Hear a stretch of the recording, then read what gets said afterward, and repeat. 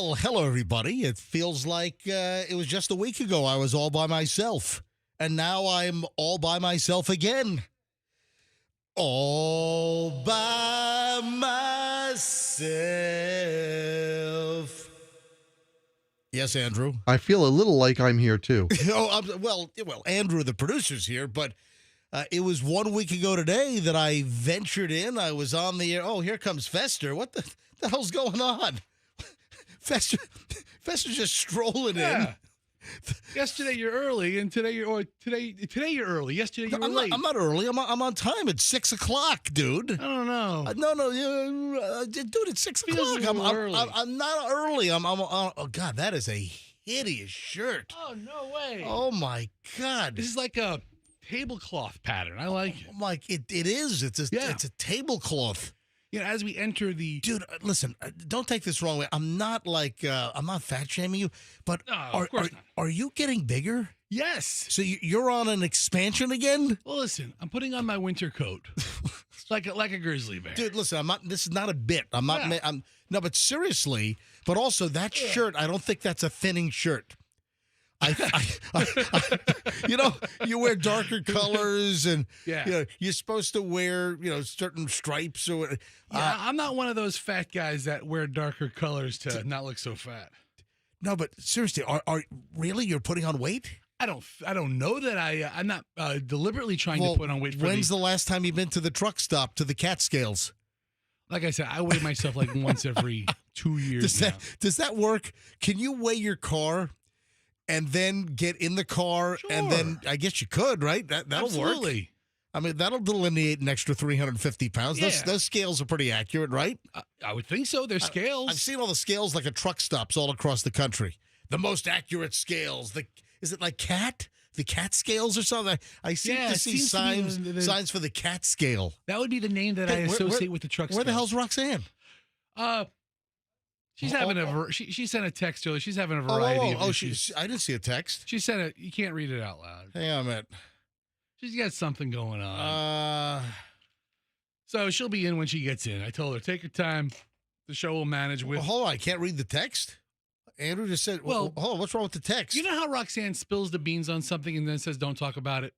So if you read it, you'll spill the beans, and then you'll see that she says, don't talk about it. Right? I know.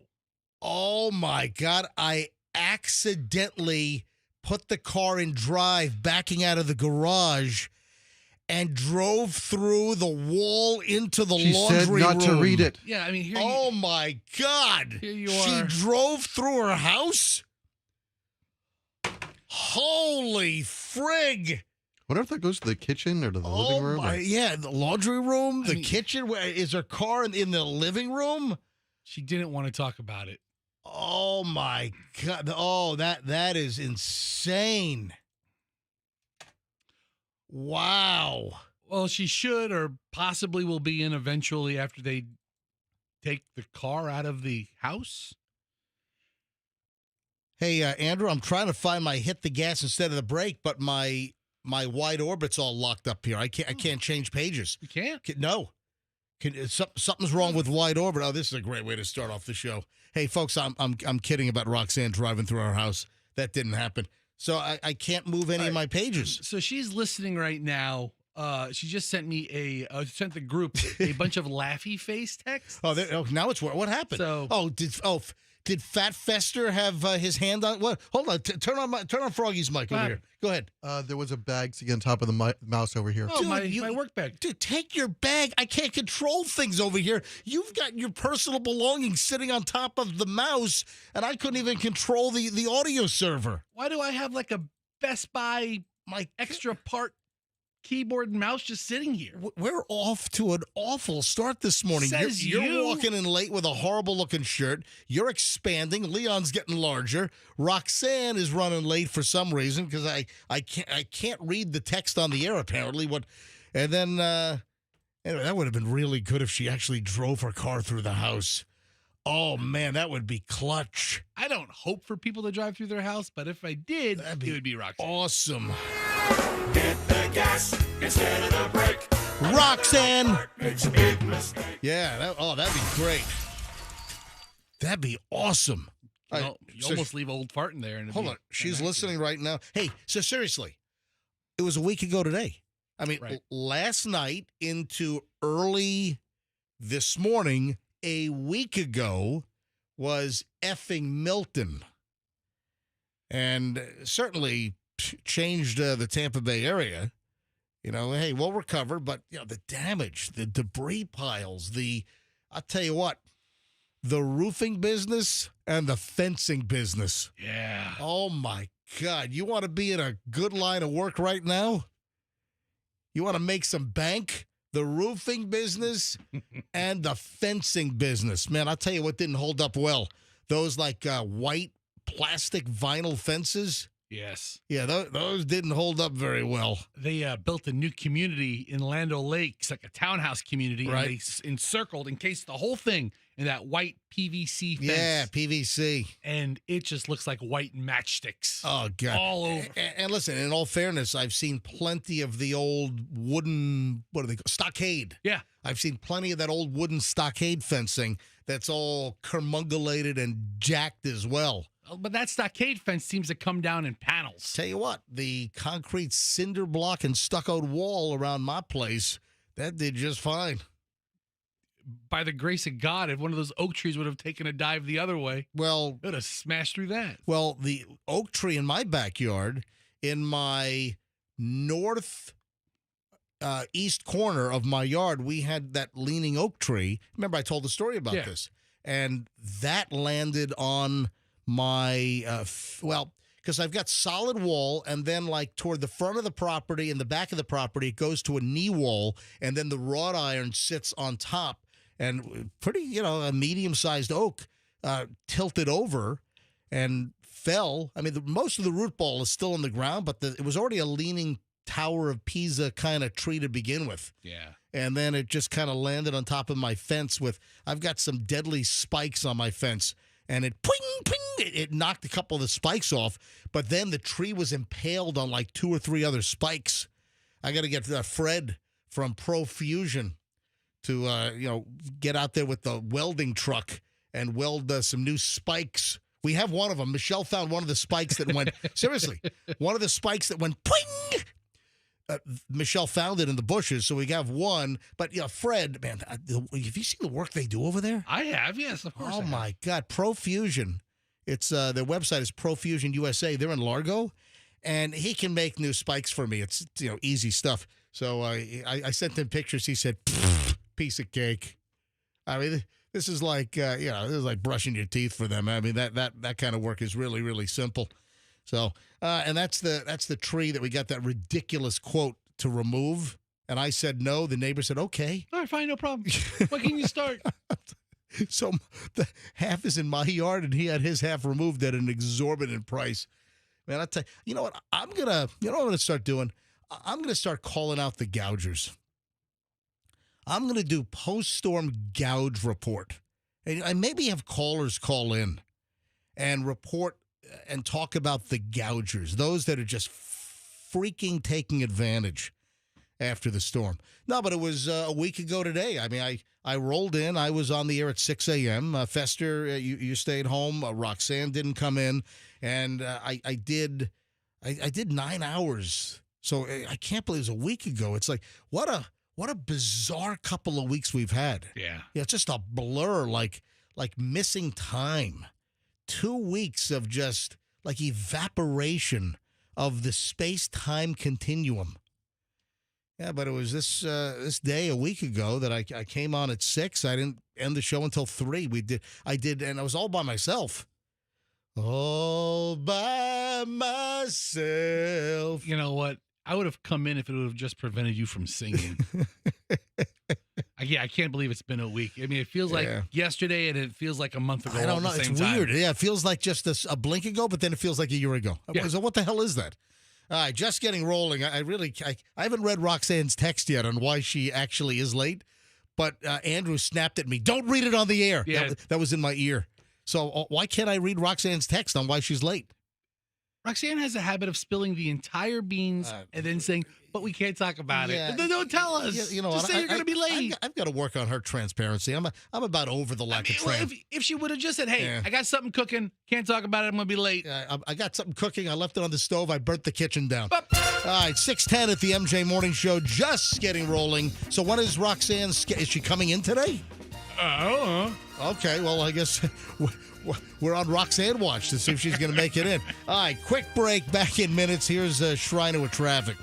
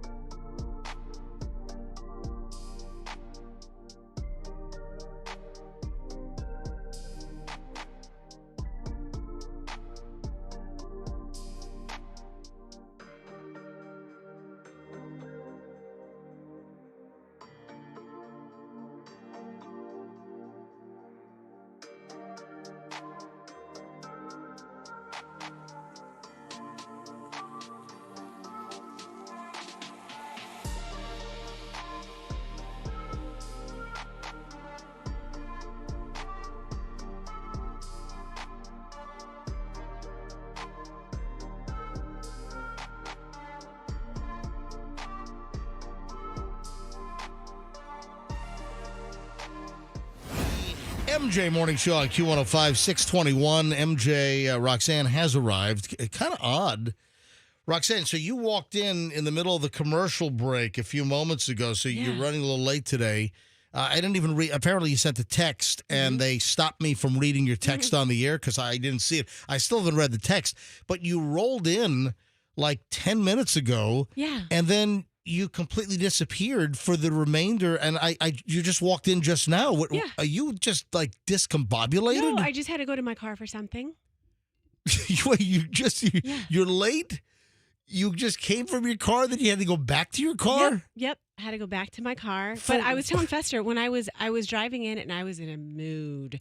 And I actually that's great. You were in my text. Mood. Right. Fester knows because MJ says he still hasn't read the text. No, I haven't. But it's just one of those things. Like, I'm in a mood, right? And listening to you guys got me LOLing. And I was like out of my bad mood. So it was almost like I did when you go to a restaurant that you secretly are an owner in and you get the service and you're like, oh, this is great service. Yeah, because so many people go to a restaurant where there's secretly an owner in. Yeah, it's very identifiable. That's very, very relatable to a lot of our listeners. What is it called? A secret shopper. Secret shopper. Is that Mr. Jones, the owner at table 5? Well, I don't know. Look, maybe he's wearing a fake mustache. Because you and Doug have 0.00002% of the meat market. That's hey, I appreciate that. Well, that distribution check. So whatever percentage it is, I'm not mad. What percentage can you give us an idea? I don't think it's secret. What percentage do you have in the meat market? Okay, what percentage do you have in PDQ? Yeah, is it above or below MJ's piece of PDQ? Yeah, there you go. All right, well, we'll exchange information. Oh, but not on the air? What do you mean? What? Yeah, I mean, it's not secret information. He was peppering me with something. No, I was peppering him. I don't know how the PDQ thing's going to work out.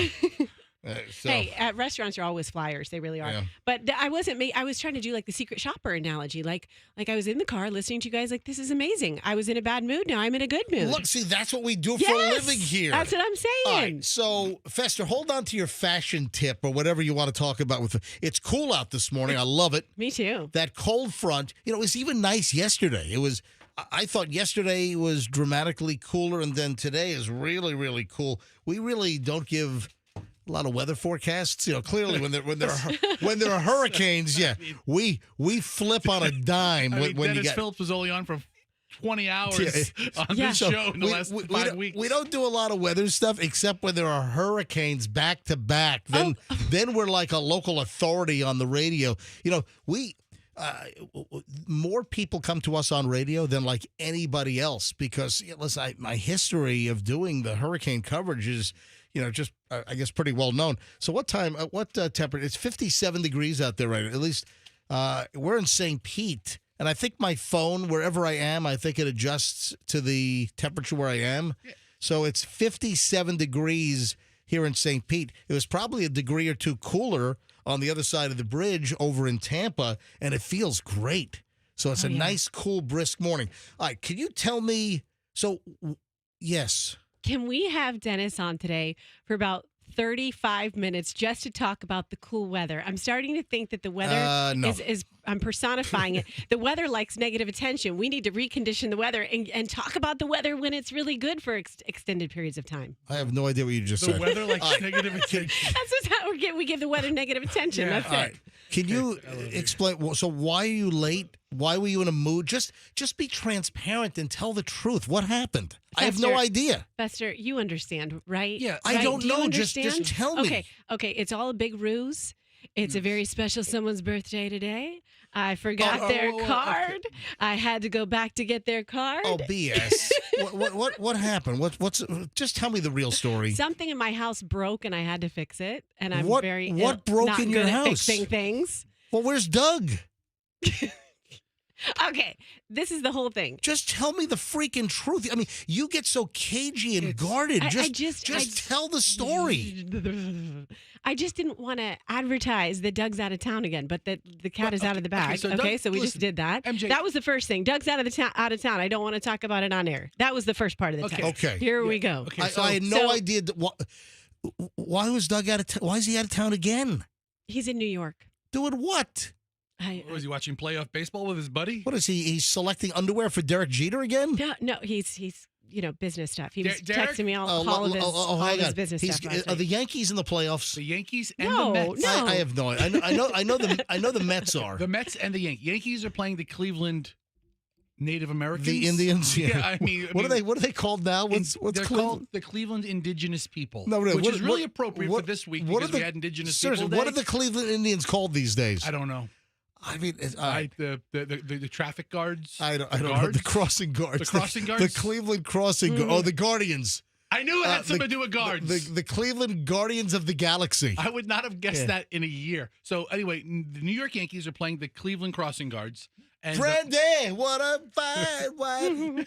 So, the Mets are playing the Dodgers. There's a port and a western bay, so and it serves 100. Because I'm singing that because of why? Because they use that song in Guardians of the Galaxy. Yes. Yeah. So, they use so much great music in Guardians of the Galaxy. And that Brandy is such a good song.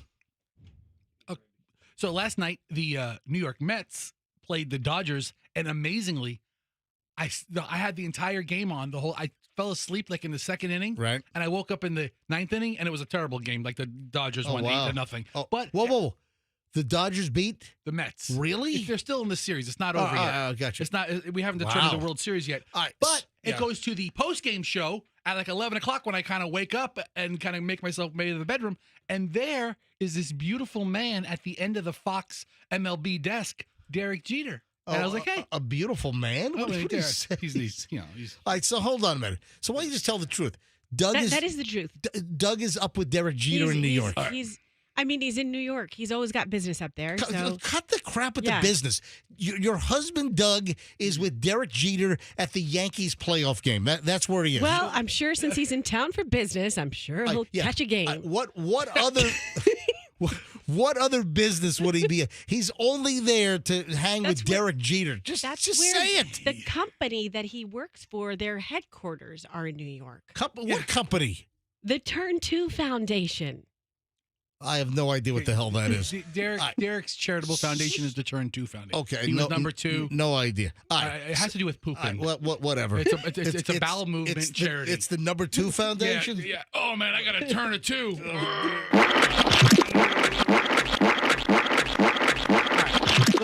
Listen, I made it in. Listen, here's the deal. What? Doug's doing what Doug does. Yeah. Roxanne, leave Roxanne and the kids to go chase Derek Jeter. I had to take he doesn't. No, it's not like that. I just wish follow him around for a day. You chase him while he and then you'll see. So you were late because of something broke in your home that I had to repair. Then I had to load my children up and bring them to my mother's house. Oh my! What broke? The new dishwasher. Get out of here! It's leaking. You did not put a $500 dishwasher. Come on. What really broke? No, listen, MJ. Yeah. Have you ever had your alarm system give like a beep for no reason? Like an error code? Maybe an error code, maybe a low battery code. It happens to all of us. Yeah. So it's just something she had to repair the battery. Just look at your text. Swap the battery, and there was a beep that kept her up half the night. Yeah. Not the biggest deal, but it's not the biggest deal, but it adds 10 minutes to your morning. And then when you're trying to get those little monsters ready for their first day of school and take them to grandma's house. Why did I bring up Brandy? Because the Guardians. You were talking about what? The weather and So the weather's much cooler today than it's been in recent memory. Right. Yeah. Right? And Festa made an observation about women and the weather. Women in the weather. Women in the weather. Women in the weather. Well, what is it? What is the observation? Is it a commercial now or what? Just tell me. Just take 10 seconds and tell me about women in the weather. The office will be loaded today with lovely ladies busting out the boots and the turtlenecks. Just because it's dropped below 60 degrees for like 10 minutes. True. Boots and turtlenecks, so because it's 57 degrees outside? Yes. In There Florida. are, I bet you we have thousands of listeners right now who are getting dressed or in their car or headed to their office. Maybe it's a little early to be headed to the office. I don't know. But they're busting out boots that they haven't worn since February that have just been collecting dust, and it's the leather boots. Right? And it's the ones that are a little too high, almost ridiculous high boots to be wearing all day. Not thigh high, but not thigh high, but just like above the kneecap almost. Just really big, ridiculous boots. I think a lot of people have that pair that they wear for days like this. This is a celebratory day for people who like to wear big furry sweaters end boots. In Florida. In Florida. Right. Yeah, absolutely. All right, phenomenal. All right, let me take a quick break here. Got a great pile of early morons in the news. We'll do those next. So I'm gonna take note. I'm gonna take inventory of turtlenecks and boots today. We have an office here. I bet you we'll have a dozen employees. I don't even know if we have a dozen. All right, 6:30. Yeah, who knows? All right, 6:33 at the MJ Morning Show. I want to talk to you about my.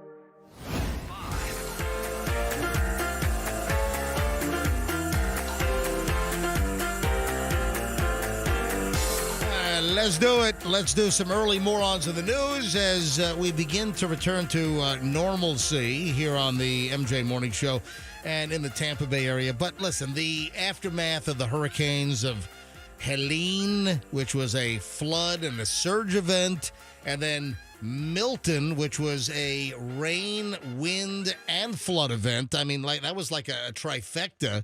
All that crap continues. You know, the debris piles. Oh my God. I mean, I did a long walk in the neighborhood. I did one of my longer walks since the weather a week ago, since the hurricane, since Milton. And just the debris piles are just so sickening. I feel so awful. You know, again, in Beach Park, West Shore area, South Tampa, you know, I did about 3.5 miles yesterday, and just walking down some of the streets that I hadn't been down and just seeing the older one-story homes, you know, the 60s and 70s homes, and, you know, all of their debris, the furniture, the carpet, the drywall.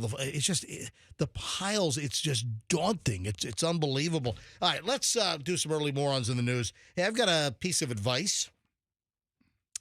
Do not point a flamethrower at police.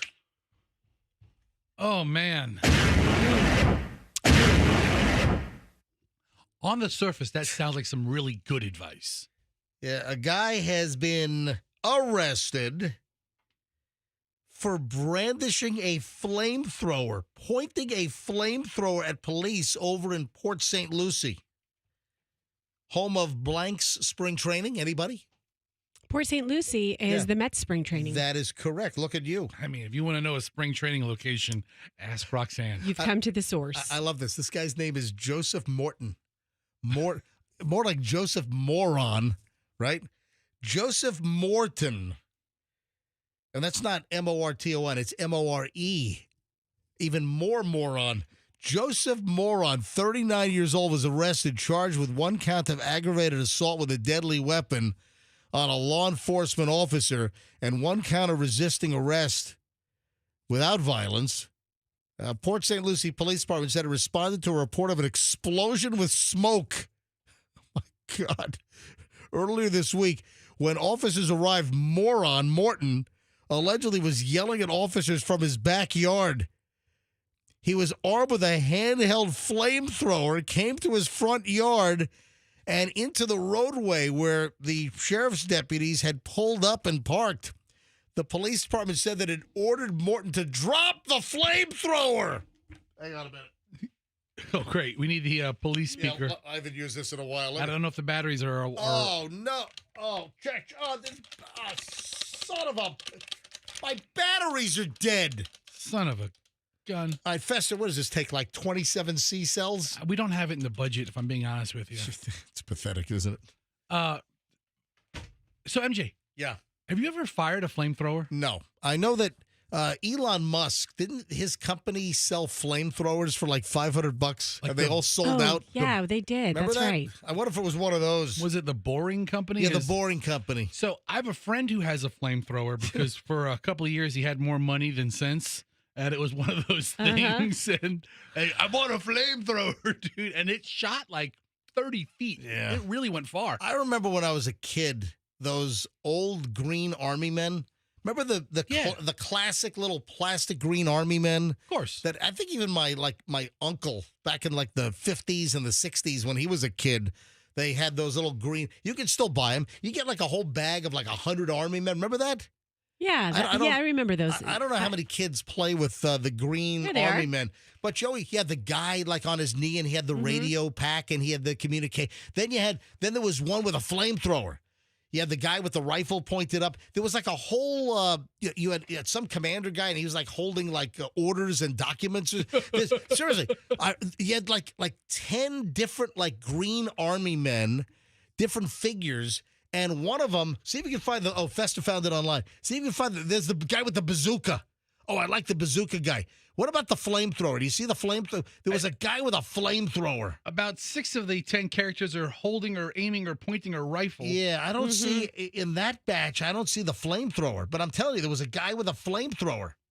How many do you get? 2-inch plastic Army Men action figures, 10 unique sculpts, pack of 100 for $12.99. Seems like Is that a deal? It seems. It seems high. I don't know. But listen, I'm thinking of Toys R Us 1974 prices. The price has gone up on everything. When I was 8, I think these were like $2, $3. Price of a bag of 100. Anyway, where the hell's the flamethrower guy? I'm looking. Yeah, maybe that's not like the classic set. There was a guy with a flame. Anyway, back to this moron Morton from Port St. Lucie. So they responded. The Port St. Lucie Police Department. It wasn't the sheriffs. It was the Port St. Lucie Police Department. So it wasn't the. What is that? Is that Martin County? Port St. Lucie. I don't know. It sounds right. Oh no. That's I'm sorry. That's St. Lucie County. Port St. Lucie. Port St. Lucie. Yeah. St. Lucie County. Okay, so MJ, yeah. Did he discharge the flamethrower? Boy, you are frisky today in this weather, aren't you? Did he? Okay, you said he brandished a flamethrower. Yeah. Did he discharge his flamethrower? So he came to the front yard. He pointed the flamethrower at the cops. He was ordered to drop the flamethrower at gunpoint, but he refused. The police department said that as he continued to approach the officers, he pointed the flamethrower at one of the officers. An officer was close enough to grab the flamethrower from Morton. According to the police, Morton retreated to his home with the home surrounded by police. Cops demanded that he come out, exit the home. According to the Port St. Lucie Police Department, Morton appeared at his front door and attempted to blind an officer with a flashlight. You know, some of these flashlights now, MJ, are so high. Yeah, some of the LEDs the lumens or whatever they're called. I have a couple of scuba lights. I've got a Mares. I bought it in Italy, actually. I bought it on Sardinia. I've got a Mares, this underwater scuba torch. Yeah. That it's got 3 of the brightest Cree LEDs that you've ever seen. It's unbelievable. And by the way, with the power out, I use that scuba flashlight. It lights up the whole freaking house. It's and then I've got these light and motion. I've got some underwater lights for my video rig for my scuba diving, and those things are just as, maybe even brighter. So I got some crazy bright lights, but the old little incandescent bulbs from flashlights. But you could put that right on your eyeball with nothing would. I mean, they weren't. And then you look at the new LEDs, and some of these are just the 5th, 8th, 12th generation LED lights are just outrageously bright. Yeah. So they would blind you instantly. Yeah. Regardless of who you are. So anyway, they tase the guy. He comes to the front door and he tries to blind them with a flashlight. So they just taser, dude, and they just tase this moron. Those cops are better men than I would have shot into the light. You know what? I'll tell you right now. You point a flamethrower at me. Oh yeah, forget it. I'm lighting you up with some 9mm. I'm turning you into Swiss cheese. That's what I'm doing, man. I'll tell you. Once Morton was in custody, and he was mentally cleared, he was transported to the St. Lucie County Jail. Still being held on bond, apparently. What a jackwagon. What a total idiot. What else do we have here? So that's a Florida moron in the news. Still, I would like a flamethrower. You want a California moron in the news? Sure. Let's take a California. Let's take a West Coast. Go to eBay and see if any of those old Elon Musk flamethrowers are for sale. Oh, sure. I'm sure someone's got one on eBay for I think they sold for $500. And I'm sure someone's got just type in Elon Musk flamethrower on eBay and search it. Search for anything. Oh, Andrew said they might not allow a flamethrower on eBay. Yeah. They might not. You're 100%. Oh, no. Look at, I was going to say $5,000. Look at this. $6,900. Low serial number, number 80, Boring Company, Elon Musk. But it says not a flamethrower. But it is a flamethrower. Is. Oh, is that how you get around it? You say not a flamethrower? Yeah, there are some on eBay. Oh, here's one. New in box, Boring Company, Musk, not a flamethrower toy. What, brand new, $879? That doesn't make sense. Is that? It's some for $10,000. Oh, so they're on eBay. But they have to say not a flamethrower, but deliberately mislead you? Is that how you get by the algorithm? Yeah. Not a machine gun. Not an AR-15. Yeah, because you can't sell guns on eBay. You can sell, I think, accessories and parts, but I don't think you can sell actual guns. All right, 6:52. I chewed up my time here, but I still have additional morons. So I'll tell you what I'm going to do. I'm going to extend into the next segment. Yeah, because we've been missing out on morons. Yeah, so I've got a couple of really, really good morons that we'll get to next when we continue here on the MJ Morning Show, here on Q105. Yeah.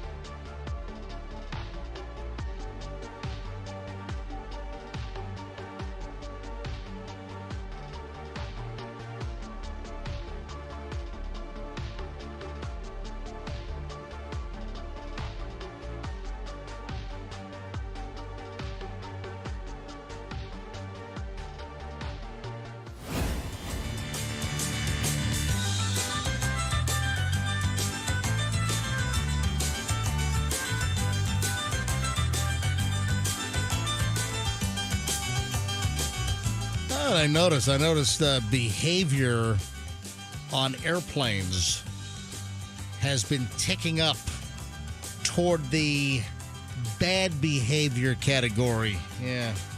Again, yeah, it kind of comes in waves, you know. All right, 7:01 at the MJ Morning Show. What, Cash Kitty back in an hour? Yeah. Yeah. Yeah, 7:01 right now. So 8 o'clock, less than an hour from right now, we'll give you the Cash Kitty. You know, I kind of blew it off or forgot, you know, for a bunch of days, you know, with all the hurricane coverage. A couple of times I'm like, you know, I'm in the middle of talking to people about the destruction and then I'm, hey, let's do the Cash Kitty. You know, yes. Well, I'll tell you, the cat is very offended. But, you know, but also I understand that people could use the money as well. So, right. All right, good news is the Cash Kitty will have a new word for you at 8 o'clock. So that's less than an hour away. So stand by for the Cash Kitty. Yeah, the cat was in HR filing a complaint about you. Just sitting in Terry's office going, meow, meow, meow, meow, MJ. Is Terry meow. HR? Yeah, I heard that Roxanne had a winner yesterday. What time was it? Yes, I believe it's my noon winner. Yes. So 12 noon, 12, yeah. $1,000 winner. Yes. That's Hey, awesome. Andrew, where was the winner from for the Cash Kitty at noon yesterday? High noon. Confusing enough, Herndon, Virginia. What? Yeah. Oh, no. Albert Vasquez. Albert Vasquez, who must be listening to us online, Mm-hmm. which there are, MG, I'll tell you, there are. Herndon, Virginia. That's like Fairfax County. Michelle's mother used to live in Herndon. But then it became like Oakville, or they changed the name of the town, like in the mid 90s. They Oak Hill? Oak Hill. Yeah. So Oak Hill is right next to Herndon and Reston, Chantilly, that whole area. And seriously, Michelle's mother used to live in Herndon, and then one day they just changed it to Oak Hill. We're gonna. So Herndon still exists, but it's like a portion of Herndon they decided to. So Oak Hill kind of succeeded from Herndon? Dude, I got a story to tell Those you. old Virginia boys know a thing or two about succeeding. Yeah. Hey, I'm going to be in Virginia this weekend. I'm flying up for my 40th high school reunion to Cox High School in Virginia Beach. I'm flying out tomorrow. That was a next level Civil War era joke. It just got glossed over. I didn't even hear. What were you saying? I said how Oak Hill succeeded from Herndon, how those Virginia boys seem to know something. You mean seceded, not succeeded, right? Seceded? Yeah. So Civil War jokes don't play well. All right. You want to hear something funny? Speaking of Northern Virginia? Yeah, let's hear it. Before I get back to the morons in the news, I don't know if I've ever told this story, but I had a program director back in the day that was out of his mind. His name was Kurt Kelly. What's he doing now? I have no idea. But Kurt Kelly once told me that he and his wife got a little batty because they went into their home too soon after bug fumigation. I swear. He told me that he and his wife went back. I think it was in the Los Angeles area. They were having their home fumigated, and they went in too soon, and there was residue. And he said that he and his wife apparently had some issues by breathing the fumigation chemicals a little too soon before dissipation. So he, I guess, suggested that made him a little off. Was Okay. okay. Yeah, All right. Well, listen to that. I got to tell a story. So speaking of Northern Virginia, I'm trying to remember the time. It would have been, I think, 1993. March of 93. There was like a huge blizzard up in the Northeast. And up in Northern Virginia, there was like 2 feet of snow. And I had gone up with Michelle. We'd gone to visit her mother in Herndon or Oak Hill. And I was scheduled to fly back to Florida. I was doing mornings on WOVV, Star 95.5 over in West Palm Beach. It's now Wild 95.5 over in West Palm Beach. But I did mornings there for almost 2 years before I came to Tampa to the Power Pig in February of 94. So I'm up in Virginia for the weekend with Michelle to see her mother. Snowstorm. We just get plowed. I mean, just nailed. There's like 2 feet of snow on the ground. I think it was like March of 1993. And it was insane. It was like the most snow that they had like in decades. Airports closed. Everything came to a standstill. You know, you'd walk out in the street and the snow would be up to your waist or thigh deep. It was just crazy. So I have to call this Kurt Kelly guy, who is the program director, and say, hey, I can't make it back. The airport's closed. Dulles International is closed. I can't get my flight, from Dulles back to West Palm. It's canceled. Airport is closed. Nothing's moving. And this guy says, you got to be here. You got to do mornings. I need you on the morning show. Give me the phone number for the control tower. I'll have them clear a runway for you. And the guy was serious. He wasn't joking. The guy was delusional, and he was serious. And when he was hired, a bunch of people said, "Ooh, that's going to be an interesting one." And the folks were saying, "Yeah, he's not going to last long." So I told the general manager, who was also a managing partner. He had like 10% of the radio station, Steve Lappa, who just died recently. A terrible story. Good guy. And this is nuts. So I told Steve, I said, yeah, I mean, people say that he's kind of an interesting guy. He's not going to last long here. And he said, yeah, I made the hire. I'm like, well, why wouldn't you ask me? I mean, I've been around. I've been in the industry. I've been, I worked in New York. I worked in L.A. already. You knew a couple of people. I know plenty of people. Why don't you, run this by me? And I said, hey, he's not going to last 90 days here. He lasted 71 days. And then he was gone. Good call. 71 days. I told Lapa, the general manager, this guy's not going to last for 90 days, 3 months tops. And he lasted like 71 days.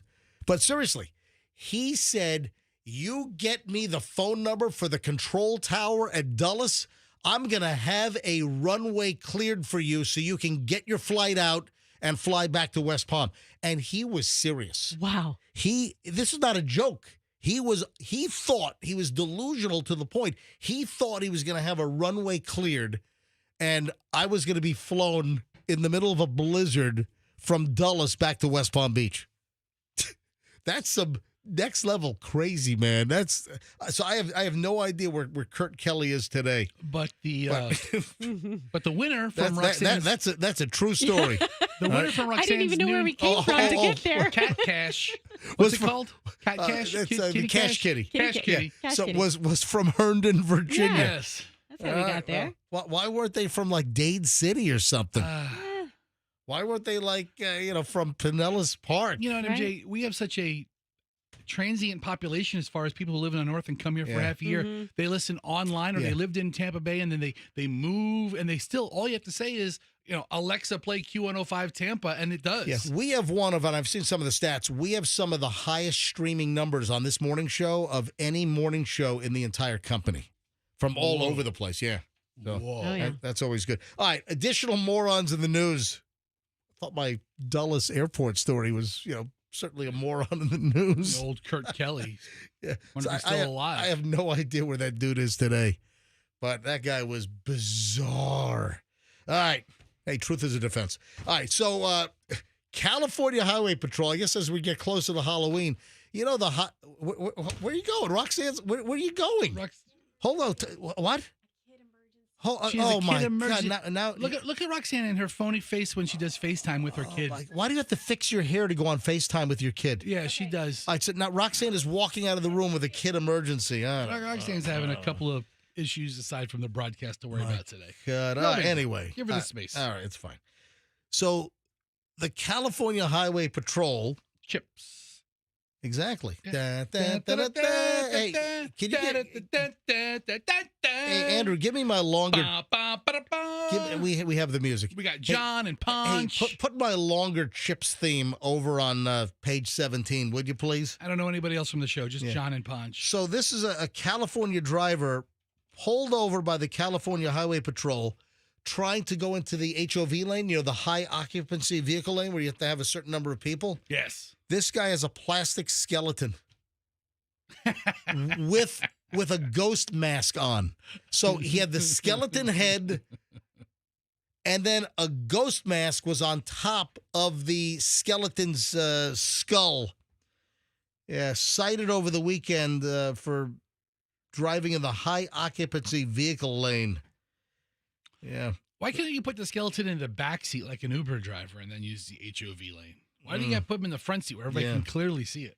Yeah. Oh, you know what? You might be able to get away with it a little more if it's in the back seat because it's not quite as visible. I mean, I remember we bought an SUV and the back window was tinted more than the front window. Maybe a little harder to see in there. Yeah. That's a Halloween moron. Here's an irate customer was, and I'm sorry. Was it like irate at IHOP? Well, irate at a Goodwill Superstore. Oh. They wouldn't take back his return. So the guy freaks out at a Goodwill Superstore. I think Goodwill has a no return policy. I think like all sales final at the Goodwill. There's not a lot of Goodwill. If you want to return something to Goodwill, is that it? They're there to sell stuff for charity. They're not looking to take the crap back after they sell it to you once. Yeah, this happened up in the Villages area. So this is another Florida idiot story. Cortez Daquan Tig, 26, lives in the Quarters Apartments in Lady Lake, attempted to exchange clothing that he had purchased at the Goodwill Superstore up in Lady Lake. in the Villages area, according to the arrest report from the Lady Lake Police Department. I always want to go to the Lady Lake Police Department and bring them some lady fingers. Yeah, and some tea and dessert. Yeah, some lady fingers and some tea.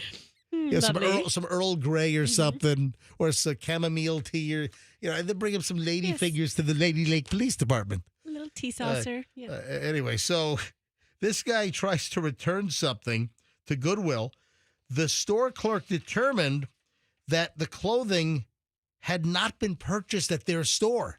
So this guy tries to return clothing that wasn't even from the Goodwill store. How would they know? Do they use like secret invisible ink markings? I don't know. You bring back some used clothing. Say, I bought this here. How? Maybe Jerry in the back just rubs it under his armpit. It's got a special scent to it. I don't know. I don't smell Jerry on this. You didn't get this here. So Mr. Tig begins arguing with the clerk and was agitated and boisterous, according to the Lady Lake Police arrest report. The manager gets involved, and Tig began shouting at her. The manager told Tig that you are banned from Goodwill. Oh, no. So the manager hits him with the "you are banned, get out of the store." Well, he refused to leave. Then things escalate even more. Oh, boy. Yeah, officers tried to persuade Tig just to walk out to the parking lot. He complied, but after reaching the parking lot, Tig tried to run from police, and they apprehended him after a brief foot chase. Yeah. I mean, of all the stores to pitch a fit in, the Goodwill? Come on. Yeah. He was arrested on charges of breach of the peace, resisting arrest. He had been free on bond following a May arrest on a battery charge.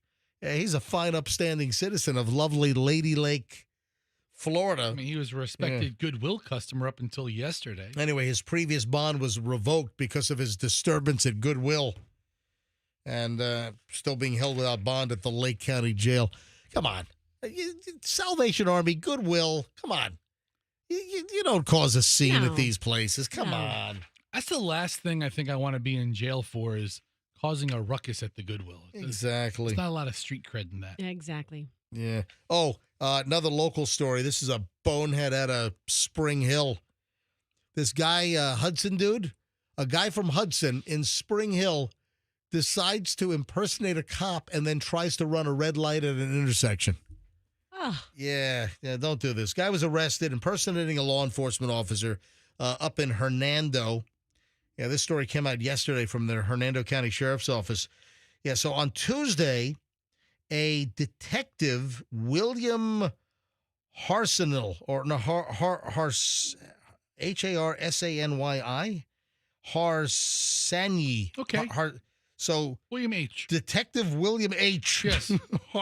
Harsany was driving to work in his unmarked police car when he observed a black Dodge Charger behind him going north on Commercial Way. Detective Harsany noted the vehicle had aftermarket aluminum wheels, a push bumper affixed to the front, and lights attached to the push bumper. As the two vehicles stopped at a red light at Spring Hill Drive and Commercial Way, the detective said the Charger activated red and blue lights attached to the push bumper and ran through the red light. Oh, no. Now, the detective said, something's hinky here. Something doesn't add up. So he figured that this guy doesn't look like a sheriff's office or a local law enforcement. Don't they have special license plates in the back, right? Yeah. So he pulls over the Charger. What did this guy think he was driving a Charger, and there are a lot of cop cars that are Chargers. So does he think because he has a Charger and he's added some police accessories that suddenly he's a cop? Come on. Yeah, the driver, identified as Frank Michael DeJulio Jr. of Hudson, told deputies he did not have lights on his vehicle. When Detective Harsany said he was driving the vehicle in front of DeJulio, he admitted that he activated the lights and ran the red light. He was arrested. This 35-year-old idiot was arrested, charged with false personation and prohibited use of certain... No, it says personation. Oh. It says was arrested and charged with false personation, not impersonation, and prohibited use of certain lights. Bond set at $6,000. He was also issued a ticket for running a red light. See, false impersonation would just be doing a bad impression. Yeah, that's right. Like my MJ impression is a real false impersonation. The black Charger, which belongs to his girlfriend, was towed from the scene.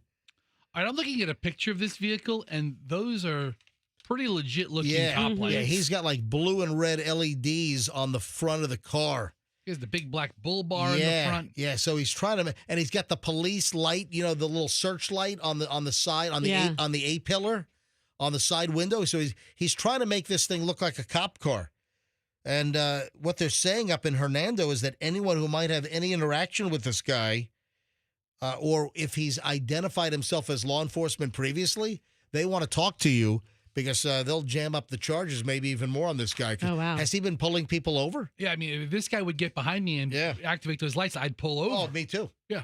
MJ, with the storm coming and all the officers traveling around town with their lights on, yeah, I see that. They've revealed a lot of their undercover vehicles. I was thinking the same thing. I have been amazed at the trucks and the cars that I would never think are county officers or city officers. A lot of the sheriff's offices, a lot of the local police departments, they have police cars, undercover cars, unmarked, that you would have because they're not the typical Dodge Charger or the Ford Explorer. Right. You have a lot of undercover vehicles that you would have no idea were cop cars that, you're right, that I've seen in the wake of the hurricane. 7:19 at the MJ Morning Show. We'll start an hour and 20 minutes of nonstop MJ next. Oh, Roxanne, I've got a little guest surprise for you coming up in a minute. Surprise guest? Yeah. I've got. Please tell me it's who I think it is. I've got a surprise guest for you. It's your girl crush. Yay! That all of a sudden she popped into my head. I'm like, I've been thinking about her. I bet you have. Roxanne's girl crush. Fester, you don't even know what I'm talking about, do you? The TV lady? Lee Spann. So Lee Spann's going to join us because she's leaving. She's leaving town. She's blowing this popsicle stand. She's out of here. Yeah. Yeah. So and Roxanne's always had a girl crush on Lee Spann. I love Lee. Did you ever go out to like lunch with her? We did. We met and got together and had a great time. She had a beer. I had a glass of wine. It was fun. That's awesome. All right, 7:19. So back in a second. We'll start an hour and 20 minutes of nonstop MJ. We have a lot of stuff. I can't even go over all of the stuff we're going to get to in the next segment here on the MJ Morning Show on Q105. Stand by.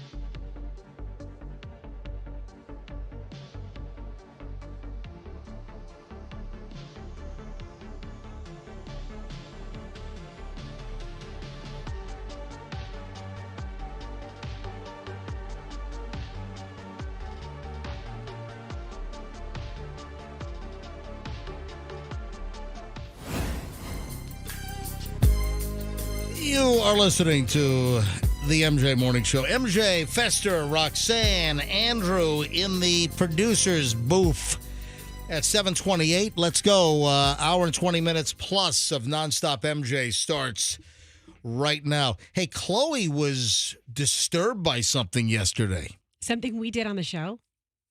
What would lead you to suggest that? Why? No, like why a story. Like, did she hear a story that disturbed? Oh, she heard a story, but it wasn't on the show because the story broke after the show. Oh, okay, yeah. You know what it is? I think so. Oh, what do you think it is? Oh, the One Direction? Yeah. Oh, sad. Yeah, one of the members of One Direction, 1D, Liam Payne, I guess it's believed that he took a swan dive off of a balcony at a hotel in Argentina. In Buenos Aires? Buenos Aires, Argentina. God, man, what's going on? That's terrible. Nothing good about that. Yeah, Jeez. One Direction, great song. Yeah. You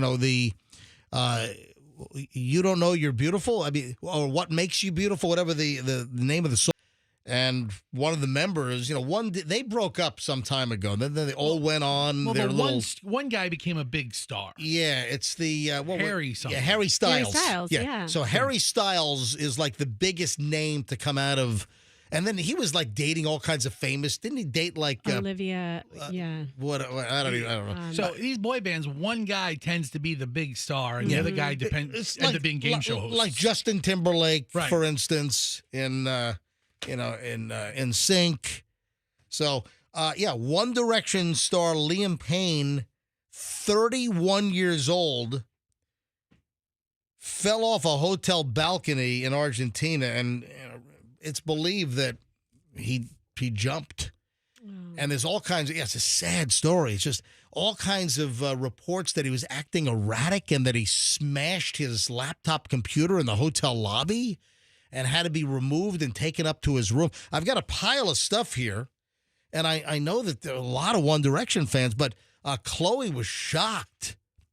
Chloe was like visibly upset because, Chloe as a little girl, she grew up during the popularity.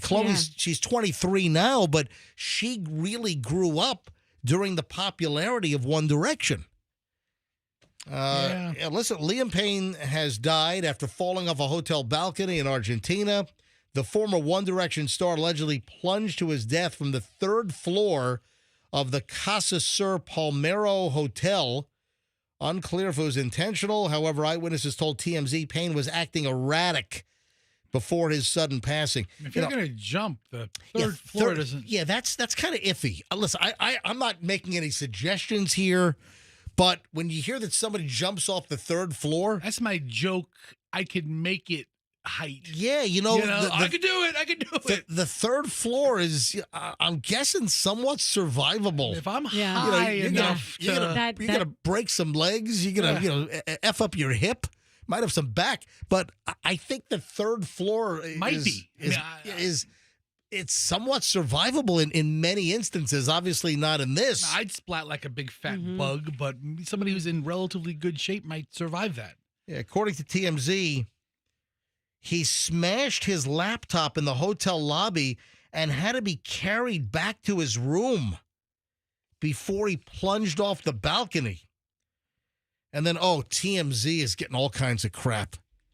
Why? Because they published a photo of his body on the ground. I guess his arm was sticking out and his identifiable tattoos were visible. Not cool. Yeah, so TMZ, a lot of folks were saying, you bastards, they're just how insensitive. It's TMZ. I realize that. It's not like the Blessed Virgin Mary channel. I mean, how insensitive. So I went to TMZ after I read that they had put up an image of his body and his arm sticking out from underneath like a tarp or a blanket, and they had already removed it. So TMZ put it up, and then I believe they took it down.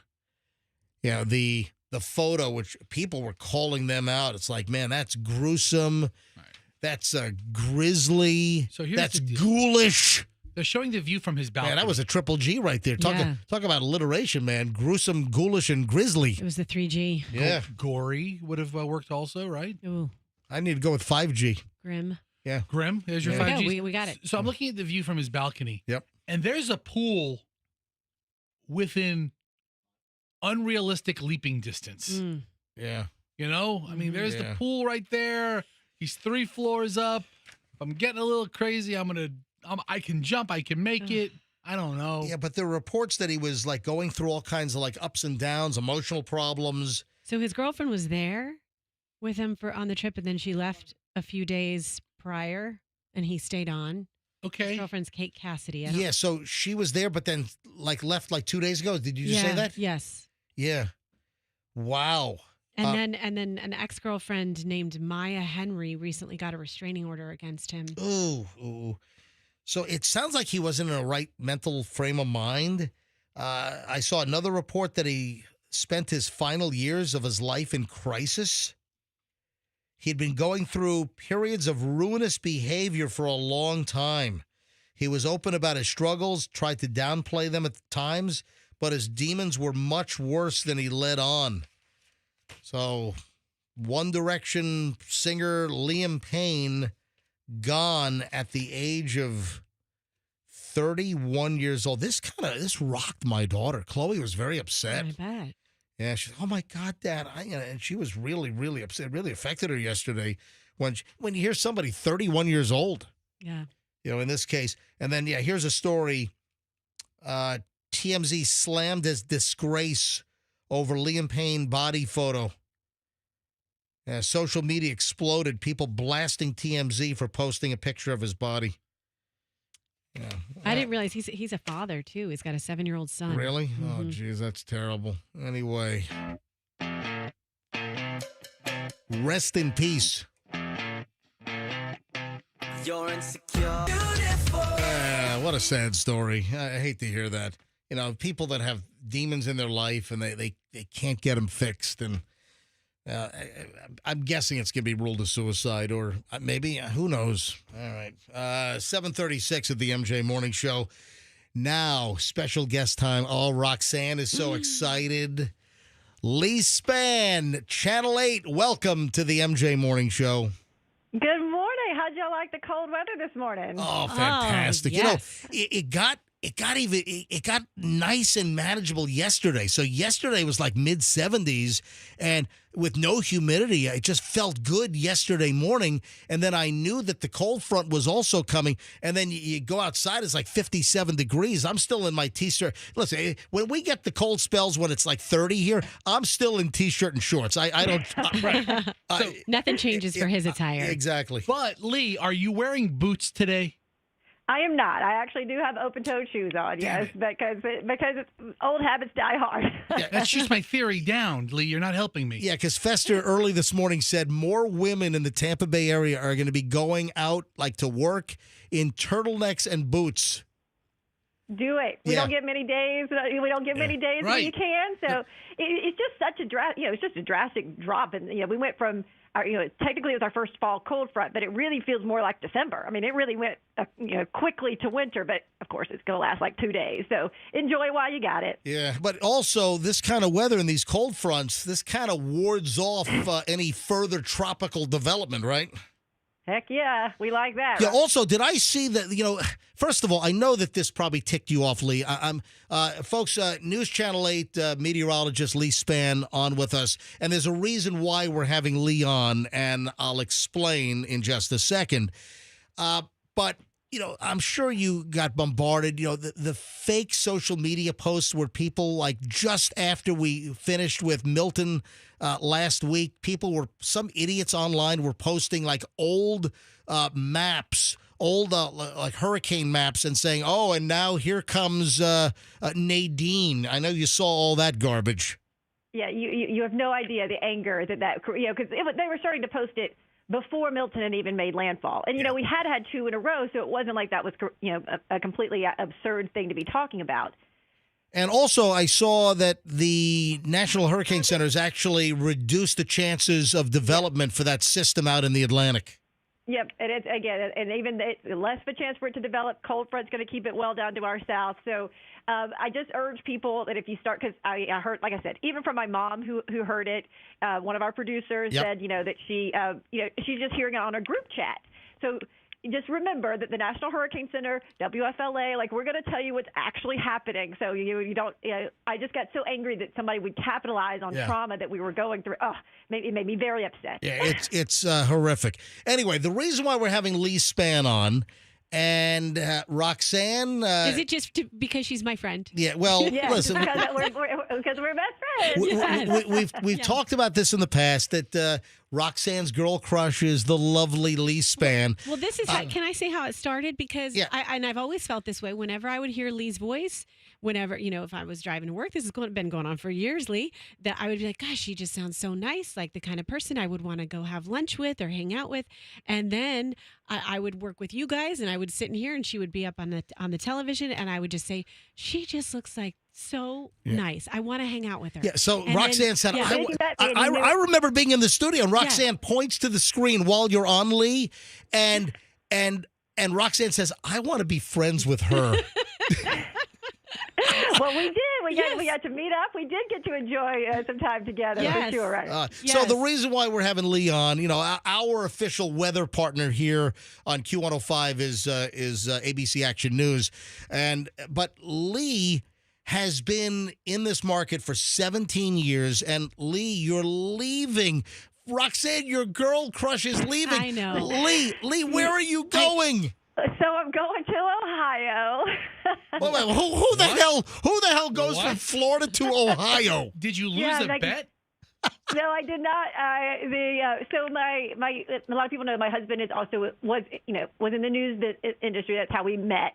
And then, quite a few years ago, he started moving around to go, to get into management, and he is now the general manager at a TV station up in Cleveland. And this is like in these years, he's moved 4 times. So we knew that I was going to stay here for, however long. First of all, however long I wanted, because no one was going to take me away until I was ready. But we also knew his job was moving around. So we feel like now this is going to be a little bit of a more, he'll be in Cleveland for a while, and so we feel like this is a good time. We've burned up enough airline miles for a lifetime of going back and forth. So wow. So how long has he been up there? Well, he's only been in Cleveland now about a year and a half. But 4 years with the long distance. Yeah. Before that. Well, so again, how long for the long distance again? About 8.5 years. Oh, 8.5 years. Oh, my God. That is unbelievable. So what does he do in the news business? What type of work? Well, so he's the general manager of the TV station, the CBS station up there. Oh, So those meteorologists are shaking in their boots right now. So wait a minute. No, this career is ending for me. Wait a second. You're not going to pursue TV weather again? No. This is. I feel like Milton really helped me move on. No, I'm just kidding. I did. This was a decision that I'd already made, and I'd been doing on-air meteorology since right out of college. So 25 years in. I really feel like that was it's a full career. I feel like I have done it. I've enjoyed it. I've loved every minute of coming into work. And so that's why, again, my husband was like, I'm not taking you away until you feel like you are ready to go. What's your husband's first name? David. So David is the general manager of the CBS channel in Cleveland? Mm-hmm. Yep. Wow. Did he ask you if you wanted to apply for a weekend weather job? No. We have a lot of discussions about what I would do, when this career ended, and so we knew that once I left Tampa, that the weather would be the career in the past, and I would move on to something else. It's easy to say now, right. But let's say it's winter in Cleveland, and the weekend anchor or the weekend meteorologist, their car is stuck in a snowbank. Right. Is he gonna get the call and then look across the dinner table at you and be like, Lee, they have you. A fantastic weather team up there. I'm sure someone would be available. But if a hurricane goes to Ohio, they might rely on some of then your they might use my expertise, but that would be out. Lee, when is your last day at News Channel 8? I am scheduled for November 8th. All right, so a couple more weeks, and then you're saying goodbye to the Tampa Bay area. Oh, Roxanne, you got it. Roxanne, you got to get in one more girl crush date. Yes. We've got to get together before you leave. I have to tell you, when Lee and I got together, I was so impressed hearing because you told me about your situation with David and how he traveled so much for work and your schedule, and I was like, wow, that's intense. And so I'm so happy for you. I've kind of had my head in the sand about it. Like I saw the story and I'm like, I don't want to hear that she's leaving. But I'm so happy for you because that's a lot to be away from each other. Like you've had to, spend time apart, and now to be together, living in the same city. That's really wonderful. And I also got to learn even more about your passion, as your viewers know, your passion for running. And that is so cool. They're doing something for you, a special run for you this weekend? Well, that's changed. Oh, it's changed. Okay. Sorry about that. Well, because just follow my lead. I'm reading the story online about it. Yeah, so with the weather, Lee, what do you want to tell us about your 5K? Yeah, so the city of Tampa contacted us this week and said that there's been actually too much damage done to Al Lopez Park. Yeah. They're canceling all events there for the next couple of weeks until they can fix it. So I haven't even gone to see how bad it is. But obviously that was where the Run for Fun 5K was going to be on Sunday. So, a lot of people know that, when the pandemic hit, that a lot of races went to virtual, and that just means that you run it on your own. You still get the T-shirt. You still get the medal. The medal, which, by the way, has fantastic scale on it. It's got, we did a lot. I was very proud of how the T-shirts and the medals turned out. So you can still get the medal. You can still get the shirt if you signed up. And I will be giving those out at Fit to Run at International Plaza Saturday from 10 to noon. So a lot of people just signed up to be able to to come and meet with me, and I was really excited to meet everyone who I had talked to for 17 years. Oh yeah. So they can still come and meet me, and I can still give them their medal and their T-shirt, and it's just sort of virtual. Lee, final question for you. What are you going to do with all your TV weather woman dresses?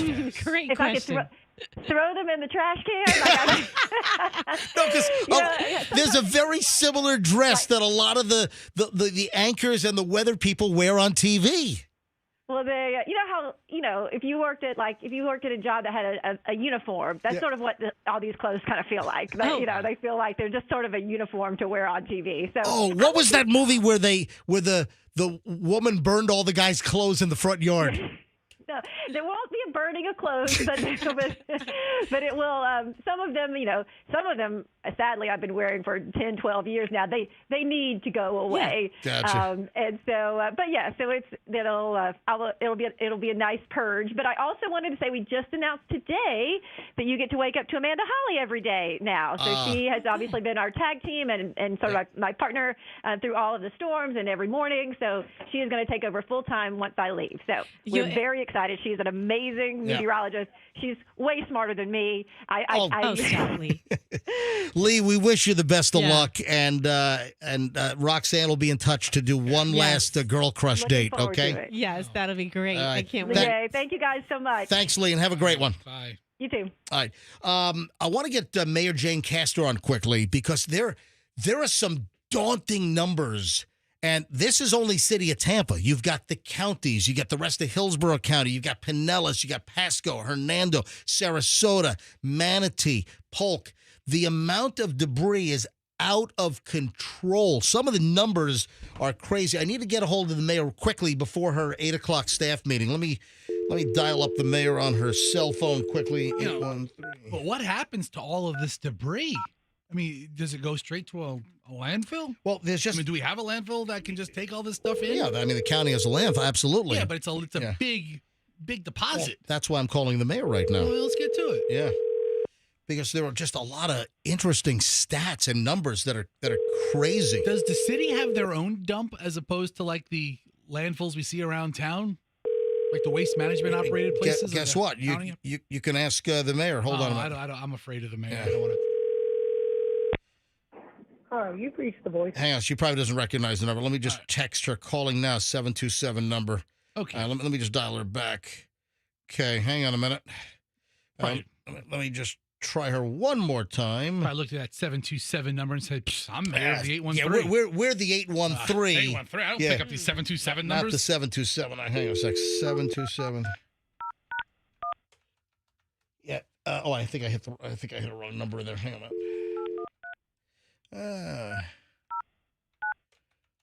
right, one more time. But some of the numbers, as far as the amount of debris, is just insane. I think I read her text right. I think we could talk to her right before 8 o'clock staff call. I might need to just call on my cell. Maybe she'll recognize that number. But I saw something like they have 10,000 football fields of debris.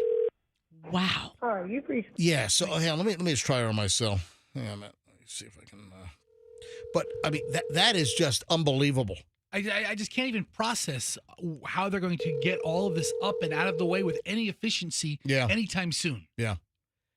And that's why I wanted to call the mayor on the timeline, and maybe she got pulled away on something. I thought the text said that she could talk to us right before her 8 o'clock staff meeting, with the city. Maybe. Oh, you've reached. Yeah. Something super important must be happening in the city. Yeah, something, because I just texted her, because she said right before 8 o'clock staff call works for me. Does the mayor have like a bat phone or something that you can call directly? I'm calling the bat phone.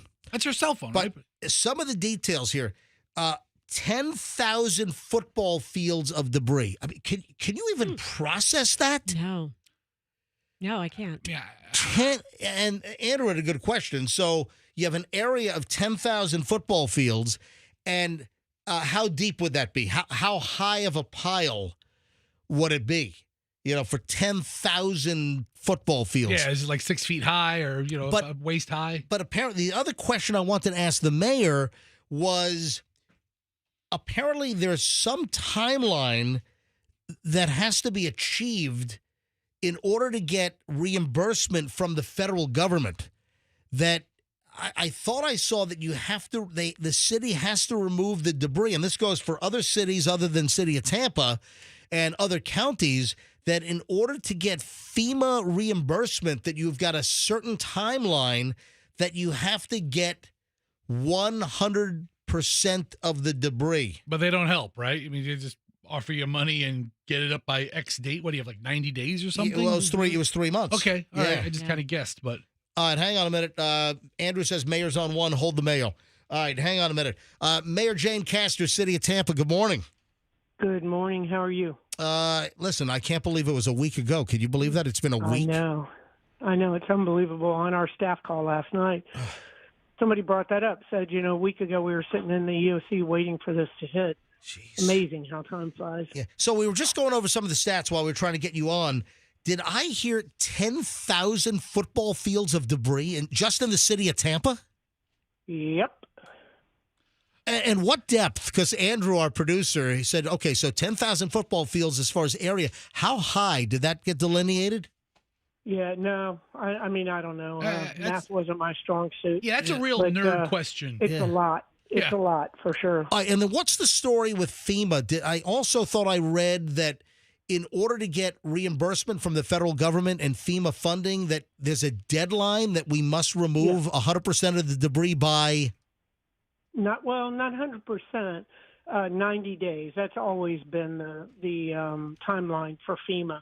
And in the past, FEMA paid 75% reimbursement for the debris that you picked up, and then the state and the locals would try to hash out that extra 25%. But President Biden changed it to 100%. So everything that we can pick up in 90 days, we get reimbursed 100%. Now, Mayor, I saw last weekend, so this is Sunday, in my neighborhood, and you know where I am. I live in South Tampa. Yep. I'm at Beach Park right off West Shore. And in my neighborhood, I saw 12 dump trucks staged on one of the side streets. And a little further down the road, there were backhoes, front-end loaders, and 2 other dump trucks.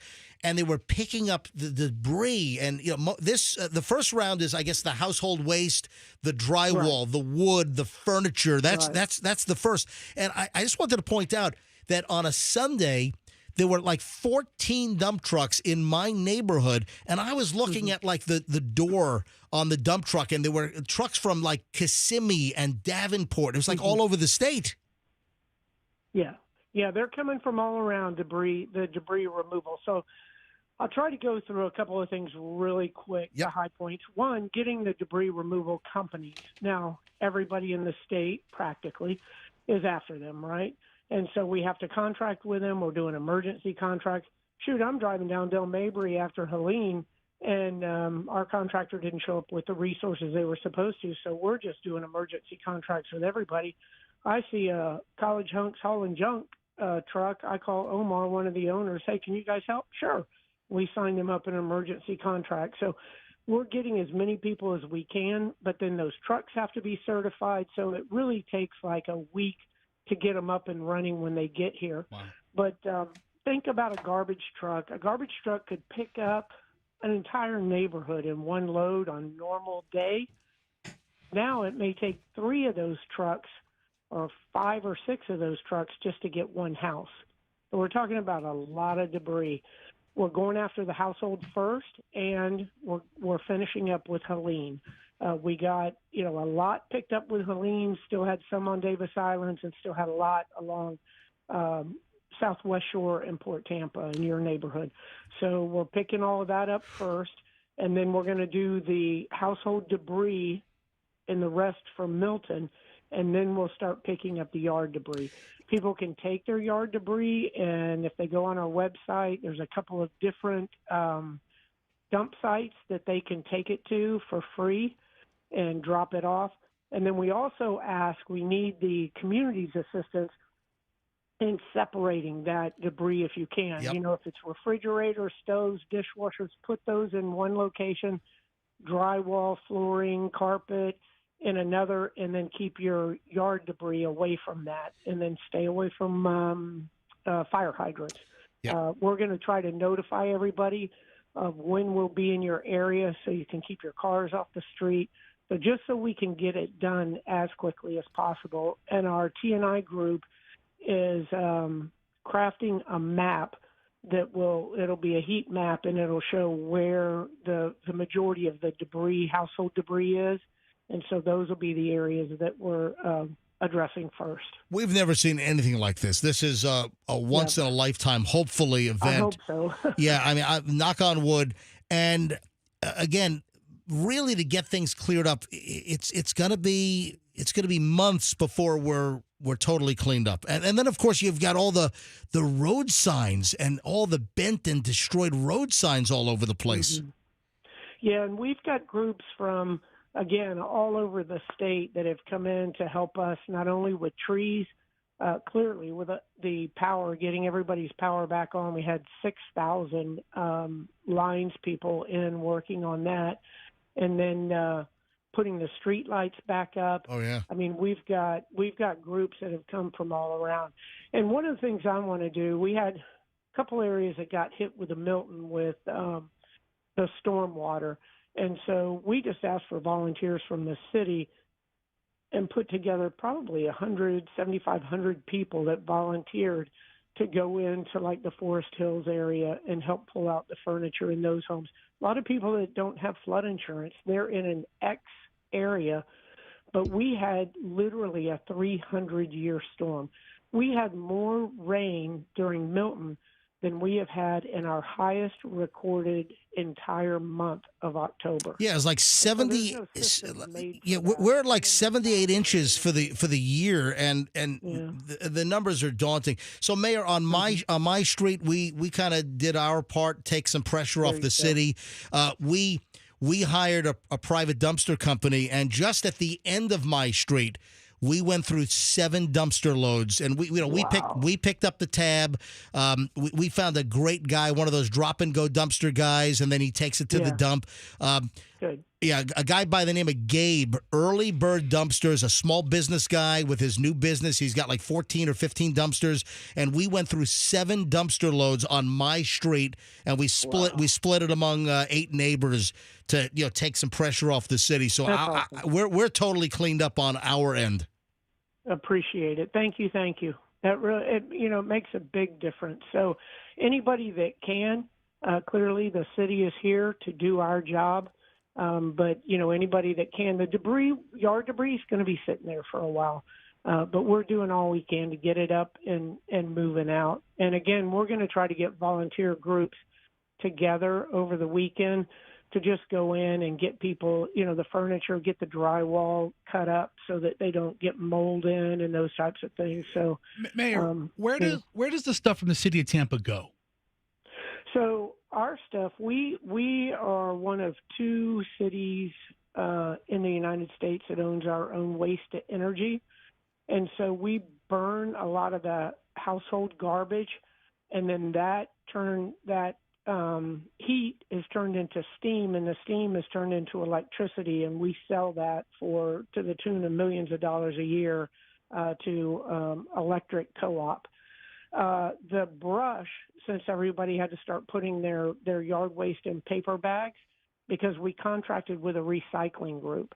And so we take yard waste to recycling, they chip it, treat it, do whatever they have to do, and they turn it into mulch. Wow. And then they recycle that. So that's good. But there's going to be so much that we are going to have to take. Oh, and the, all of the refrigerators, all that has to go to a landfill. But that's not around here. We don't have landfills around here. Last question, Mayor. There's a huge pile of trash at the fairgrounds. Is that from the city or the county? Do you know how that? That's the county. Yeah. Ours is, we have 2 locations.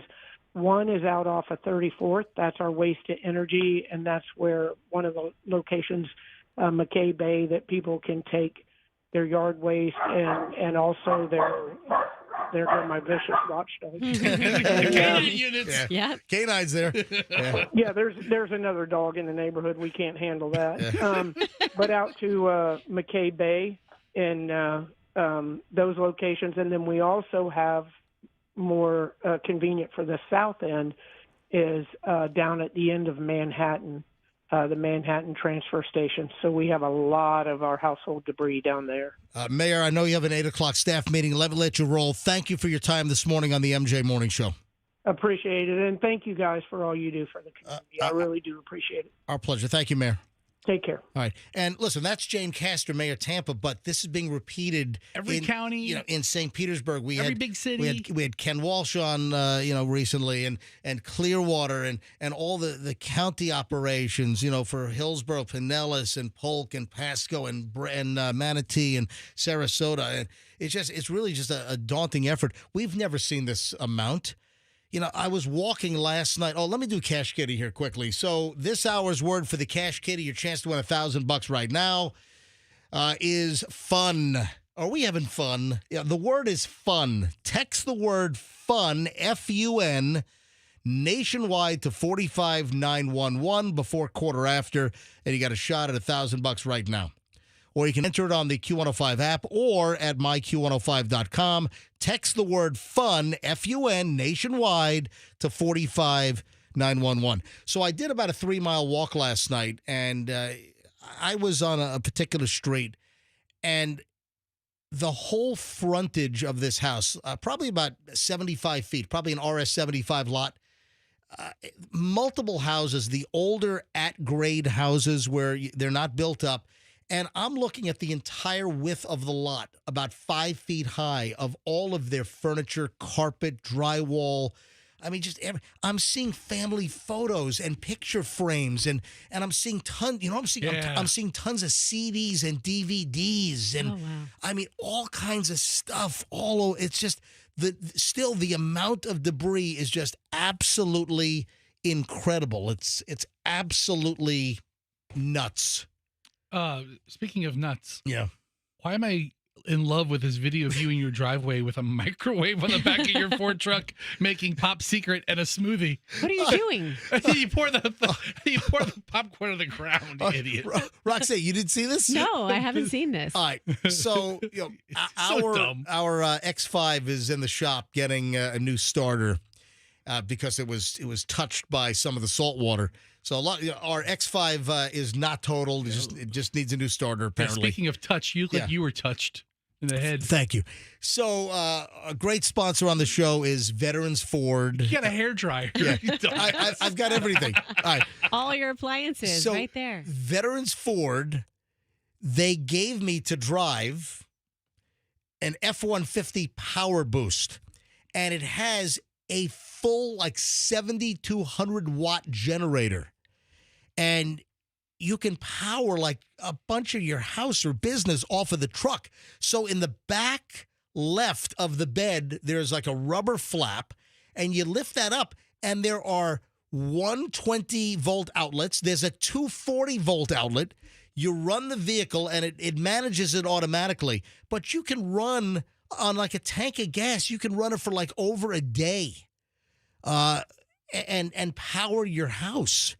So I wanted to demo this, and in my driveway, I take our microwave oven and I put it outside. I brought out my BlendTech blender. I went up to Michelle's vanity. I grabbed her hairdryer. I've got all this stuff plugged into the back of the pickup truck, and Andrew wants to know if I made zojirushi rice with my zojirushi rice maker. No, I didn't do that. That is an excellent question, Andrew. The setting I use takes 54 minutes for delicious Japanese koshi hikari sticky rice. All right, so go ahead and reset the audio. And folks, you got to see this video. I hear it. If Fester says he's in love with one of my videos, oh, it must be good. Yeah, you got to see it. Not just because I like popcorn. Fester poo-poos 90% of what I do. Here it is. Right, you reset it here. So go to Certified MJ Radio. Go to my Instagram feed, Certified MJ Radio, and take a look at this video. Literally, on the back of the tailgate, I've got a microwave, a blender, and a hairdryer. It's like the worst tailgate party ever. I mean, the biggest dork at the Bucks games making microwave popcorn and a blender. All right, go ahead and reset it. Go ahead, hit the audio. Go ahead. MJ from the MJ Morning Show on Q105, 104.7 FM Tampa Bay. I want to thank Veterans Ford for lending me this F-150 Power Boost. This thing has a built-in generator. Michelle, come in here. Look at this. You've got 120. You've got 240 over here. Right now, look at this. I'm making popcorn in a microwave. All right? Look at this. Hang on. Look at this. I've got popcorn. Look at this. Ouch, ouch, ouch, ouch, ouch. Look at this. Ow, ow. You're supposed popcorn. To let it sit a minute. I want to make a smoothie. Look at this. I'm going to take some blueberries, put it in here. I got some. Look at this. Let's make a smoothie. This is $1.20. Look at this.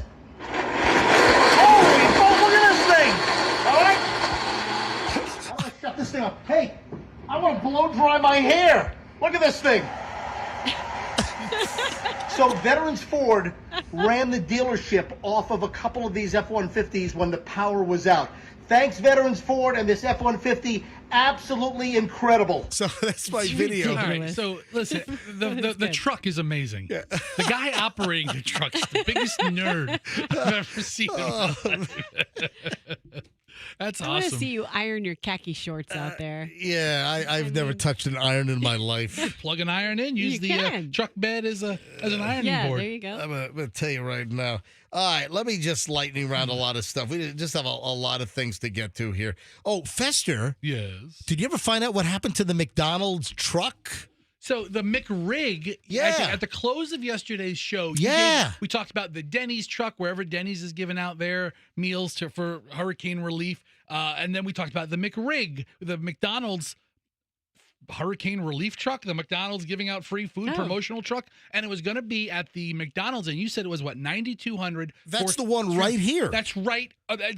It's like 2 blocks down from us. 100 yards away from the radio station. We're on 4th Street North and 99th. So we're right behind like where Glory Days is, up near Gandy. And literally just south of us is the McDonald's where the McRig, not the McRib, but the McRig, a big tractor trailer, and they were supposed to be serving food. What happened? You went there to bird dog it, and you said, hey, don't come. It's not here. Well, you said it starts at 10 o'clock. Yeah. Right? That's what and the show ends a little bit before 10. And I said to MJ, hey, let's go down there and see if we can't, get a couple of hurricane relief Big Macs or something. Yeah. Or just see the McRig. It'd be cool just to see it. Look, take a video, take a picture. I want to save the food for the people who come to actually need it. And I get down there and there's no McRig. I just circled around the building a couple of times. I didn't run inside to talk to, the ladies working the drive-thru. Right. And the drive-thru is wrapped around the building. It was a very busy time for the store, but no McRig to be seen. I don't know if it showed up 15 minutes later because I left by 10:02. Yeah. But I didn't see the McRig. You think they'd be set up? Also, aren't we getting close to McRib coming back? Isn't it like November typically for the McRib? It's my favorite. Also, the Denny's truck. Fester's excited about that. Are you going to hunt down the Denny's truck? Do you want to go? The Denny's mobile diner. Where's that going to be again? Let's see. It's the Denny's mobile diner serving hot meals at Lowe's. So the Lowe's home improvement store on West Waters from 8 a.m. to 1:30 p.m. Wednesday through Sunday. So I guess it started yesterday and it's going to go through Sunday. So the Denny's Grand Slam truck is going to be there. The mobile Denny's diner. Let's go tomorrow after the show to the Denny's. I can't. I'm getting on a plane. What? I'm going, dude. I'm going to Virginia Beach this weekend. Reunion. It's my 40th high school reunion. You can't wait for 5 minutes to get a moon over my hammy to go? Well, no, you have to catch a plane. You can't. You can't factor in 5 minutes. I'll call American Airlines and tell them to hold my plane. I got to go get some Denny's from the mobile Denny's diner on Waters. Look, this is a very nice and generous gesture by Denny's and McDonald's. And McDonald's, absolutely. But where's the McDonald's truck? I mean, if it was running 10 minutes late, I missed it because I was there right at 10 o'clock. Well, you'd think they'd be set up. You'd think. But you know what? When you have a clown and Grimace running the operation, I mean, when Grimace is your driver. You got a big fat purple blob and a clown running the operation. Where we turn, Ronald? I mean, what kind of clowns are running this operation? I mean, the Hamburglers in the back with Mayor McCheese. It's just a big cluster. All right. Hey, speaking of food, do you remember the Dragon Ball story from months ago? Nope. I don't either. Was I not here for that? Hold on. I don't know. Was this a private MJ morning show when Fester and I were gone? Was it Thursday of last week? No. When I give you details, you're going to remember the Dragon Ball story. All right, start giving. Do you remember the customer at a Thai restaurant that got such spicy meatballs that it burned their esophagus? Vaguely. Yes. Nope, still don't remember at all. I mean, we cover a lot of stuff. Did we call them Dragon Balls? I guess we did. Mr. Great Balls of Fire. Come on, you remember. Let me give you the details. This is a California doctor who alleged that a Thai food dish was so spicy that she suffered chemical burns to her throat. is now suing, taking it to court. New details are coming out, and apparently this could put a restaurant employee in a little bit of trouble here. So it's going to be a jury trial. This is the update on the story. We talked about this. Okay. I think it sounds familiar. So the jury is going to have to hear the case and decide whether the spicy dish at the name of the restaurant, Coup de Thai, kind of, a little play on Coup de Thai, So Coup de Thai. Dragon Balls is the name of the dish, and they're spicy Thai meatballs. And it clearly says spicy or has a little pepper symbol on the menu, right? Yeah. Well, yeah. You'd think? Yeah. So Coup de Thai is in Los Gatos, California. What, the Cats, California? Yeah, the Cats. So in California, and it caused a medical doctor, a neurologist by the name of Harjasleen Walia. According to her lawsuit, it caused her permanent bodily injuries. The lawsuit was filed last year. I'm telling you, we did this story, and now it's going to trial. Yeah, she claimed that the chicken-based meatball dish scalded her vocal cords and esophagus. I mean, it sounds like she drank Drano or something. Whew. You know? I'm looking at a picture of the spicy Dragon Balls, and I could see big chunks of Thai pepper just mixed in with the meat. It's going to be spicy. I'm looking at a picture. I would love to put these spicy balls in my mouth. Both of them. Yes. Andrew? Well, no, actually, there's 1, 2, 3, 4, 5. There are 7 spicy balls. Yeah, but who wants to put 7 balls in their mouth? That's a deformity. Will you please save all these tips, Andrew? That's Yeah. That's the infield with testicular cancer. Now here's the deal. Fester. That's what? Come on. That's the 1996 Philadelphia Phillies infield with John Kruk at first base. Anyway, the lawsuit has been filed, and it claims that the chicken-based dish scalded her vocal cords and esophagus with fiery flavors unfit for human consumption. That's in the lawsuit. That language, unfit for human consumption. And then the lawsuit also pins the blame on a worker who allegedly, accidentally added too many peppers to the balls of meat, according to the court documents. This is great. Balls of fire. Oh, my God. A new employee who prepared the dish made an error, added additional peppers rather than reducing them as requested. So they requested fewer peppers, and the worker put more peppers? So it's deliberate. Are these like I don't think. Are they made to order? Yes, dude, a restaurant. Yeah, they make stuff to order, yes. But meatballs are generally prepped in advance. Yeah, I would think so, too. I mean, I don't go to an Italian place and say, like a meatball, with garlic. A little less garlic in it. No, the meatball's the meatball. It's I mean, it just sounds like something you prep in advance. You really can't take orders on that. But right, so it's set for trial. After biting into the appetizer, $11 app, which features spicy chicken meatballs made with green onion, cilantro, and chilies, her mouth, her tongue, and throat and nose burned like it was on fire. Did she eat the whole thing, or did she take one little bite of the first one and realize she was up a creek? She tried to ease the sensation with a milk-based drink. No dice. Yeah, a lawsuit was filed in California Superior Court. Restaurant staffers should have been trained to serve Thai iced tea or some other dairy-based product to customers with bad reactions to the spicy intensity, but there were no beverages on hand. Instead, she was forced to chug an entire glass of coconut water, but the burning did not subside. She knew the dish made with Thai bird's eye chili peppers was spicy and asked the server to have a more mild version prepared. Oh, that's a he said, she said right there, man. Yeah. Mm-hmm. She's now seeking compensation for medical expenses, lost income, damages totaling more than $35,000. Wow. These peppers can range from 50,000 to 250,000 Scoville heat units. That's not ridiculous. It's not terrible. Hotter than a cayenne, but not as fiery as a habanero. Anyway,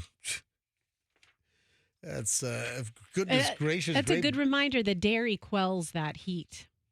Like a glass of milk. Yeah, that's what they say. Hey, speaking of food, and you kind of brought this up yesterday, and then I started to see a whole bunch of stories about the protesters picketing and demanding that Kellogg remove harmful additives and artificial colors to the cereals. Yeah, I saw a Cindy Crawford post on that, and she lays it out. She puts the ingredients that are in, for example, Fruit Loops in the United States, and then the ingredients that are in Canada, and it's all the crap that when I use my Yucca app and I put it on the back of the Fruit Loops, scan the barcode, and it comes up and tells me it's hazardous, the hazardous ingredients, those are allowed in the Fruit Loops in the U.S., but they're not allowed in the Canadian Fruit Loops. Yeah, I don't understand why our FDA permits things that are banned in every other country to end up in our processed foods. You look at Europe, for instance, look at the EU, and there are so many food items and additives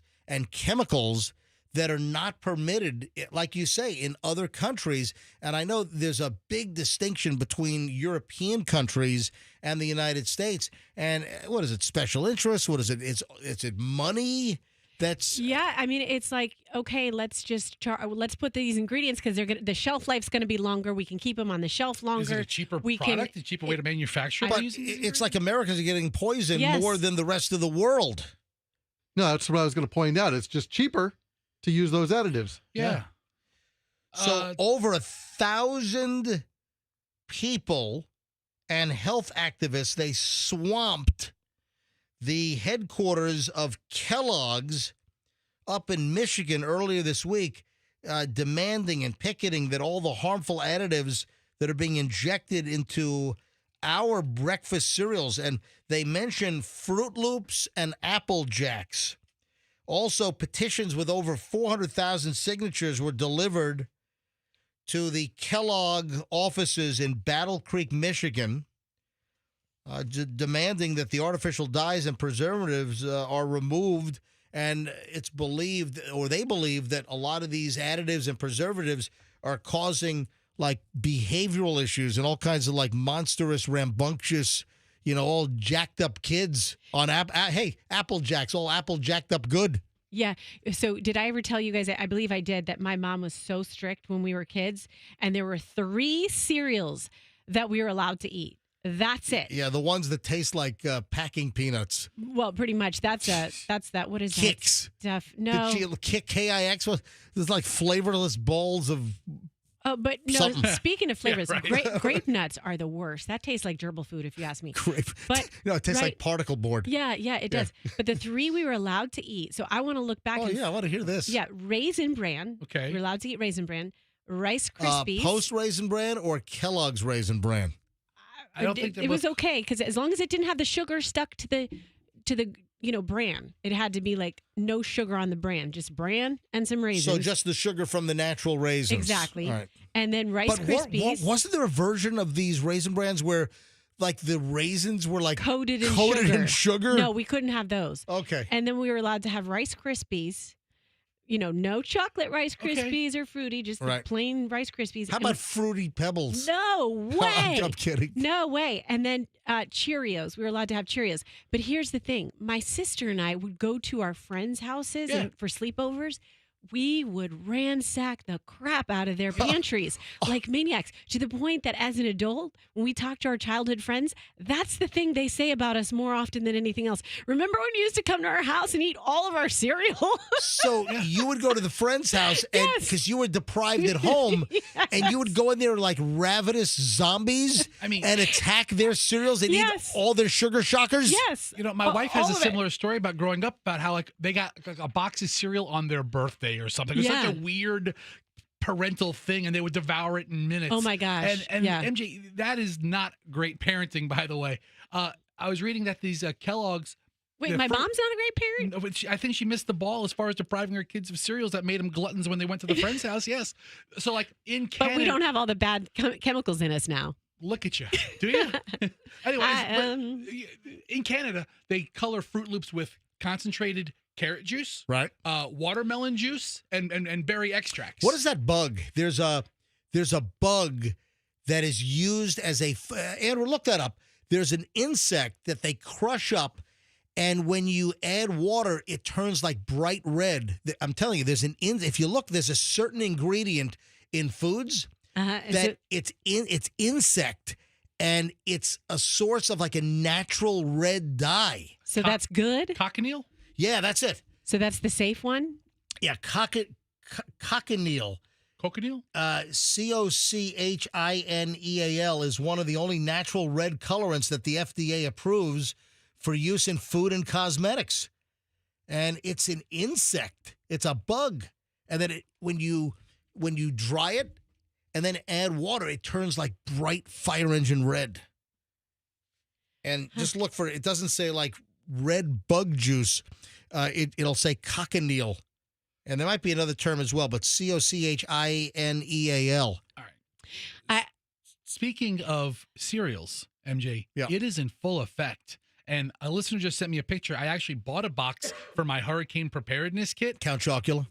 They have a Count Chocula, the Boo Berry Berries, and Frankenberry. And they have a new character, like a green character. I saw that. And then they have the Monster Frightful Friends, which is Marshmallow Pets. And that's the one we got. All right, and it is delicious. Michelle buys these every year. Yeah. And I was about to bring this up, that seasonally General Mills brings back, and if you go to like the supermarkets, and I saw them all, like Walmart had them. They had big displays. Yeah, Michelle's already purchased them. Michelle used to buy the Count Chocula, the Frankenberry, and the Boo Berry. And then, for whatever reason, she's just gravitated to buying Count Chocula. And I had a handful of Count Chocula. After Helene, I just felt like I just had a craving, and I went to the pantry, and I had a couple of big handfuls of Count Chocula. It's awesome. One, two. Okay. You know these like 10 packs of cereal or 8 packs of cereal, the little boxes. Little mini boxes. Yes. We would get like a where mini you were box. supposed to cut along the perforations and turn your box into an actual bowl. Oh, I never did that. Yeah, Do they still do that? Do they still make them like because you were supposed to be able to cut open those little mini boxes, and like you'll see those mini boxes like at hotels, like, exactly, like continental buffets or whatever for breakfast. Yes, but I remember when I was a kid, they'd have the Apple Jacks, the Special K, the Fruit Loops, and you used to be able to open it up because inside the wrapper was that wax paper. And you're able to turn your cereal box into a bowl and pour milk into it. Really? Oh, you don't remember that? I never knew that. Oh, yeah. I was picturing the round ones, but you're talking about the boxes. That's interesting. Okay, so I'm looking at this. No, not the round bowls. I'm talking that's about what I thought you were talking about No, first. the cardboard boxes. Interesting. I never knew that. Yeah. So I'm looking at one of their variety packs right now, and I'm just picturing, like, we used to somehow one of these would end up at our house. And so this one has Corn Flakes, Mini Wheats, Rice Krispies, Pops, Raisin Bran. Couldn't eat the Pops. Nope, not allowed. Mini Wheats. Nope, with the frosting. Not allowed. Yep. All we'd be able to have is a Rice Krispies and Raisin Bran. MG, I went through like 150,000 boxes of this cereal when I was a kid, and I never knew you could make it into a yeah, that's pretty interesting. Dude, I never knew that. Read the freaking label. There were instructions on the side of the box on how to turn your little cardboard mini Kellogg cereal box into a bowl. I'm seeing pictures cut across the perforation. Yeah. Exactly. I'm looking at pictures of it for the first time, and Come my on, mind is blown. that's like an American pastime, is that you read the cereal box while you're sitting at the breakfast table. Okay, so it's so funny you say that. Yeah. While we had the storm knock out our power for 4 days, this cereal, because before the storm came, I froze a gallon of milk, and it was frozen rock solid. So 2 days after the storm, we had a gallon of milk.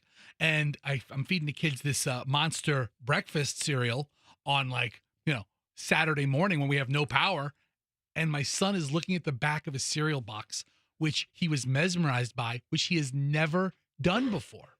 Because there's always a device, or there's always something going on, or there's TV, or there's music in the house, and he's mesmerized by the back of the cereal box. And he's like, look at all this stuff back here. I'm like, I know this has been here forever. He was hypnotized. He was. And I'm like, I kind of got a chuckle out of this is the first time he ever did it. Hey, Michelle just sent me a text to remind everybody that we never had the sugary cereals in our house when the kids were growing up.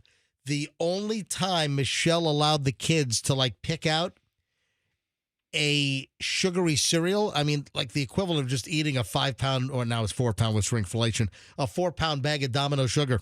So only when we went on vacation, remember we talked about this, like when we would go on vacation or go out to Vail or go skiing for a couple of weeks, that Michelle, that's the only time Michelle would allow the kids to buy their favorite like sugary cereal, like once a year. Oh, is Michelle a bad mom too, Fester? Like you said, my mom was? No, Listen, that's caring for your Dude, kids. if Julian's up in New York snorting crushed Frosted Flakes, then yes.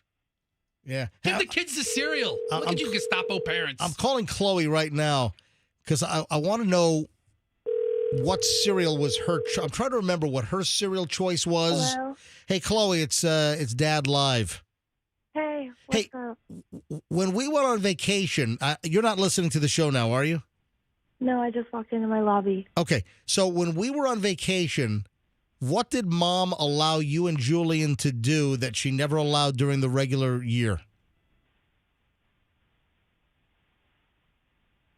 Soda? What? Or shopping? Listen. Well, soda is right along the qualify it lines. to the time of day this is typically enjoyed. Chloe, when we went like to Vail for a couple of weeks to go skiing, Mom would allow you and Julian to pick something out at the supermarket like once a year. Oh my God. We'll give her another Chloe, hint. breakfast? They come in a box. Oh my! Cereal? What? The sugary cereal? Yes. Oh my God! Okay. How do you not remember that? It's a really long time ago now. All right. So, what was your choice? Because Julian got to You pick. didn't remember her age yesterday, MJ. All right. So, what was the cereal that you always picked? Do you remember? I was Cinnamon Toast Crunch. Cinnamon Toast Crunch. Oh, that's a good go-to. Yeah. And then do you remember what did Julian get? Oh my God, like the sugariest one. Which one? I don't even know. It was, I don't know. Something I would not eat. Yeah, so. I'm trying to remember what Julian used to get. All right, I got to run. Have a good day at work. Oh, all right. Hey, bye. hold on. Can I mention what you told me last night? Limited detail. All right, guess what? What? The guy that tried to steal the generator from the traffic light supply from the intersection out in like Sun City area. The guy making dinner? Yeah, The guy who was exactly. the guy who was on the can and making dinner at the same time when cops came to the house? Hey, put that audio back up of the guy with the Hillsborough County Deputy Sheriff. So Chloe is working in one of the felony divisions at the Hillsborough County State Attorney's Office, and guess what? She got the case? Well, yeah, her division got the case of this dummy who tried to steal the generator powering the intersection at like Sun City and Stoneham or something. Yeah. So just limited details. But Chloe's division has the case. Their intake got the case for prosecution. What part of that is limited details? It sounds like all the details. Yeah. Well, no. It sounds like all the details. It's public record. I mean, what else is out there? It's all the details. All right, Chloe. Talk to you soon. All right, talk to you later. Hey, All right. Bye. remember, Chloe, if you see my name on any files, throw it away. I already hung up on her. All right. Stop. Get out of here. My name comes across anybody's desk in the courthouse. Stop it. Put it to the back. So here's the audio. Hey, bring up the story on this guy. His name was like Zapata Die. Yeah. Remember, like this guy tried to steal a generator in front of Tico workers. And the Tico guys are trying to stop him. They took a picture of his license plate. And then guess what? You got a picture of your license plate. Next thing you know, the Hillsborough County deputies are going to show up at your front door. And that's where we had this body camera recording. We know who you are. You need to come talk to us right now. Hey, how you doing? So first he says he's going to the bathroom. Yeah. Hey, I'm going to the bathroom. You know who you are. You need to come talk to us right now. Hey, how you doing? I'm good. That's good. Good. Yeah, can you step out for us? No, I'd rather not. I'm fixing dinner right now. All right, so wait a minute. Are you going to did the you wash your bathroom or are you going to fixing dinner? What are you doing? Are you going to the bathroom? Make up your mind. Are you fixing dinner in the bathroom while you're going? Are you cutting up vegetables while you're sitting on the can? No, it was number one. That's it. I'm sorry, officer. How can I help? I'm sorry. Does he wash your hands? Fixing dinner right now. Okay. Oh. What's going on? What's going on? You're being detained. Okay.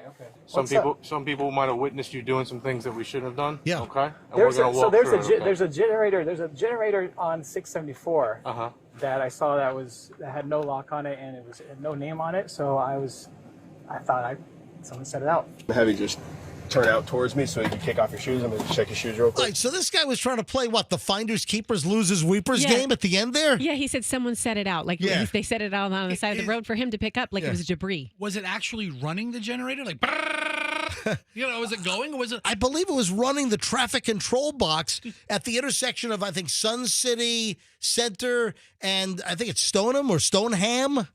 I mean, this guy might have a case, MJ, because if somebody puts something out, it's fair game. Yeah, last week there was wires hooked up to the traffic control equipment, apparently.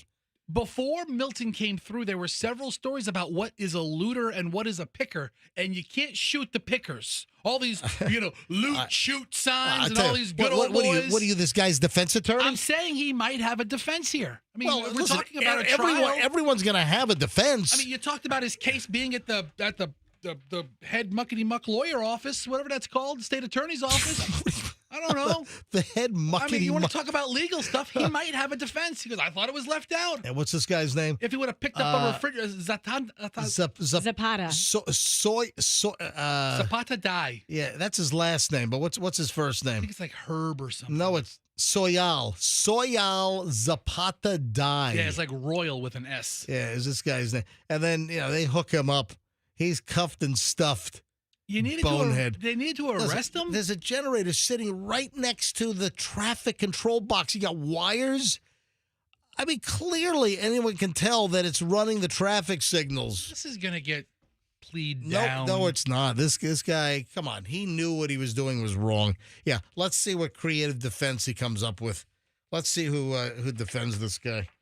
All right, Roxanne, you ready to talk about the P. Diddy situation? Yes. Let's do it. All right, so, man, during the hurricanes, Helene and then into Milton, we were just thrown off kilter. We just didn't get to a lot of things. Anyway, while we were away doing other things like hurricane crap, a lot of P. Diddy stuff occurred. I'm shocked at this information. All right, so you've got a little bullet point list. Yeah, I sent you an outline last night just to kind of go through some stuff, and just like you said, we missed so much of it. All right, run through it. First thing I want to mention is I read the Kim Porter book that is now taken off Amazon because her children were upset about it. So why was it taken off Amazon? Because they said the kids came out and they said these are lies meant to destroy our family, and so Amazon said that they were removing it for the privacy. Kids? Yes. Or whose kids? Kim Porter and P. Diddy's kids. Yeah. And so they removed it, so you can no longer buy it on Amazon. By the way, Michelle texted me. Yeah. Julian's cereal was Cap'n Crunch. That was his go-to. Yeah, not Captain, but Cap'n. Cap'n was little. Cap'n Crunch. Apostrophe. Yeah. Yeah. So they took it off the shelves. However, I got a copy of it. I read it a couple weekends ago, and it's shocking. And it's shocking because it's this first-person account. It's Kim. It's allegedly her diary entries, and it talks about all of her interactions with Puff, and it gives this backstory that would lead you to believe, per the book, that alleges that he had to do with Tupac's death, he had to do with Biggie's death, and the salaciousness of the descriptions and things that they did together with other people is over the top. However, nothing in the book, because I read this with 3 of my friends. So two of us are like, yeah, this seems like it's pretty legit. I don't believe every line of the book. What was the most salacious or the thing that got your skin crawling the most in the Kim Porter book about P. Diddy? Well, some of the acts that I'm not going to like get into specify on our program. They're too graphic. But I will say, I mean, it just starts out like an absolute doozy. But I will say something he did at an award show where he tinkled in someone's drink at the table. What? Yes, in Pac's girlfriend at the time. Oh, Quincy Jones's daughter. Not Rashida. Not The Office. Not okay. The less other famous one. Right. And she's an actress as well, I believe. Oh my God, he whizzed in a drink? So she came up and confronted him about Tupac. What, he like unzip under the table and he hold did. the drink? He did. It was like a pitcher. It was a pitcher. Well, and then now you know why they call me P. Diddy. Oh my God. Right. So that was a thing. And I mean, hey, taste this. Does this drink have a little wang to it? Yeah. Supposedly she didn't drink it because a bodyguard intervened. One of Puff's bodyguards intervened. Oh, that's disgusting. Right. And so that allegedly happened. And then there were things that they name names. This book names names like big time of people in the industry who he was supposedly hooking up with and who was at all these parties. All right. Now, I want to tell you, this is why, and I've told you this, MJ, that I don't know if this is going to go to trial. Because I think they're going to say, here's your plea deal. You've got to take it. Because what's going to happen when these victims come forward and say... If he's offered a plea deal, you're saying that P. Diddy's attorneys are going to say, just take this deal. Just take it. Because nobody wants this to go to trial where you're going to have these 100+ victims and say, well, was there anyone there to witness it that knew that you went in this room with him or saw this? Guess what? Yeah. This will make the Michael Jackson trial look like a petting zoo. Yes, exactly. It's never going to go to trial because he's going to be killed in his cell, Epstein style. That's why it's never going to go to trial. Like Gangnam Style? Epstein Style? Epstein Style. I also want to say a couple other things about the book that jumped out at me. It's just weird to see this individual who promotes in their music this one image and then behind the scenes a very different life, and the thing is like whatever you want to do. If you want to have a wild party, if you want to have, if you're a swinger, if you want to do drugs, I mean, that's not for me. But if that's your lifestyle, you're an adult, you're a consenting adult, you can do all that. But the power that he has stripped from these people and the shame that they feel, and there's even like references to some weird kind of ritual stuff that they did in this book and voodoo spells that he put on people, weird stuff. The big names that kept quiet. Yes. That's a whole different story. The huge names in Hollywood and music that knew what was going on for years and just allowed it to happen or participated. Right. It's truly dramatic. Then you have this new underage male, unidentified male who was 16 at the time. Is this a story I sent you that in regards to, I think this is where they also reference GHB? Yeah. So, okay. Well, GHB, I'm reading a Page 6 story that I found. Okay. That Sean Diddy Combs was photographed with one of his alleged underage sexual assault victims at a 1998 white party. The unidentified male, 16 at the time, posed with P. Diddy, who was then 28, in the Hamptons in a photo obtained by Page 6. In the snap, Combs had his arm around the supposed victim, who's going by John Doe in a recent lawsuit. And there's a whole new spate of lawsuits that have come out in the middle of all the hurricane stuff. Like 6 new lawsuits came out, which... is crazy. So you know who has the latest P. Diddy encounter that's making the rounds? What? The One Direction guy. Oh, the guy that jumped off the balcony? Liam Payne. He had whoa, what happened? He died yesterday. Yeah. And I guess recently he was on the Kiss FM morning show out in L.A. Is that Ryan Seacrest? It's the Kyle and Jackie O show. Oh, wait a minute.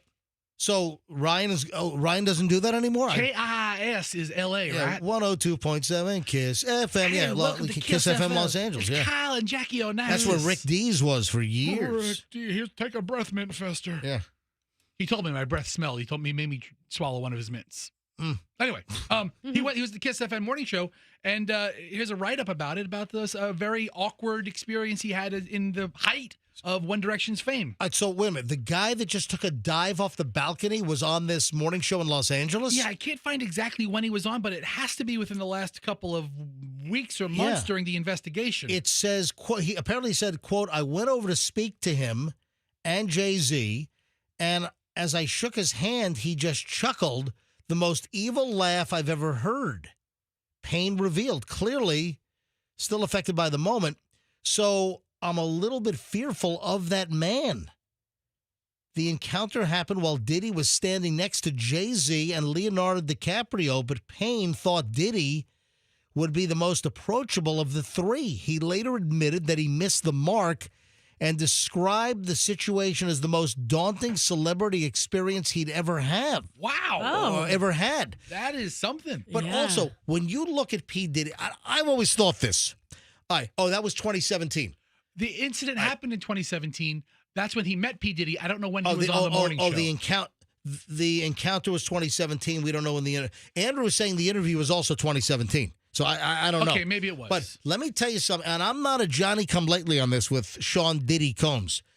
I have always thought that he had crazy eyes. Mm-hmm. You know, you look at him, and he looks deranged. In normal, I've always thought this. I'm serious. See, if you had gone out and said this before his world came crashing down, people would have been like, "Wow, MJ knew his stuff. He's been saying this forever." I always thought he was great. You know what? I have mentioned this in the past. You look at P. Diddy's photos. You look at him. Look at photos from 10 years ago. Look at photos from 2 weeks ago. P. Diddy looks like he's deranged. He has that. The crazy eye look, that there's something wrong, that something's miswired up there. Look at his videos, look at the image, and you'll see it. It's like a dead space.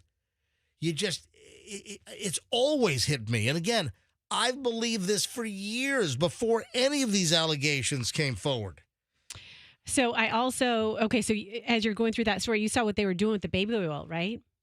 MJ? They make a huge slip and slide? What do they do with it? Well, I guess so. And they laced it with GHB. I had no idea. Oh, so for subcutaneous or for subdural? Topical. Yeah, so the GHB would yes. seep into the baby oil on the skin. Mm-hmm. So it would be like some kind of subdural GHB intake. Exactly. That's why they had huge quantities of it to try to drug people like that. Oh, my God. And there's also a woman who recently came out and said that he did whatever to her after she accused him of being a part of Tupac's death. There's also a tape circulating of him and an A-lister, supposedly. A lot of people have guesses about who this might be. But, if you want to make a guess and you think it's maybe Justin Bieber, I just look at that poor guy. Seriously, look at him. Then you start to, if he has gone through what people are speculating he's gone through, my heart goes out to him, being a young kid in the industry, and all these kids who they teased with Puff teased with fame and just wanted to accost. This is how you do it. Did you see what major brand? What store is getting sucked into the P. Diddy situation? Which one? Yeah, Ross Dress for Less. No. Oh, sorry. I thought it was Ross. But TJ Maxx? The Burlington Coat Factory. No, he does wear a lot of coats. I'm kidding. No. Burlington? More than great coats, by the way. Thank you. No, it's not Ross. It's not. It's not Kohl's. It's not Burlington Coat Factory. The Dress Barn. No, it's not Macy's. Never heard of really? it. Yeah, the big retailer Macy's is getting drawn into this. Well, didn't they have like a whole Sean John section? Yeah, oh, that's right. That's where one of the things that took place. Listen. That's right. Macy's accused of covering up Diddy's sex attack to protect major deal with his clothing brand. Oh, man. This is from The Independent from the UK.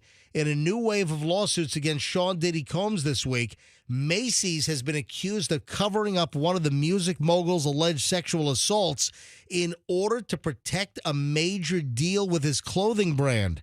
Lawsuit filed by John Doe in Ohio has claimed that in 2008, Combs orally raped a man while he was working in the stockroom at Macy's flagship store in Herald Square in Manhattan.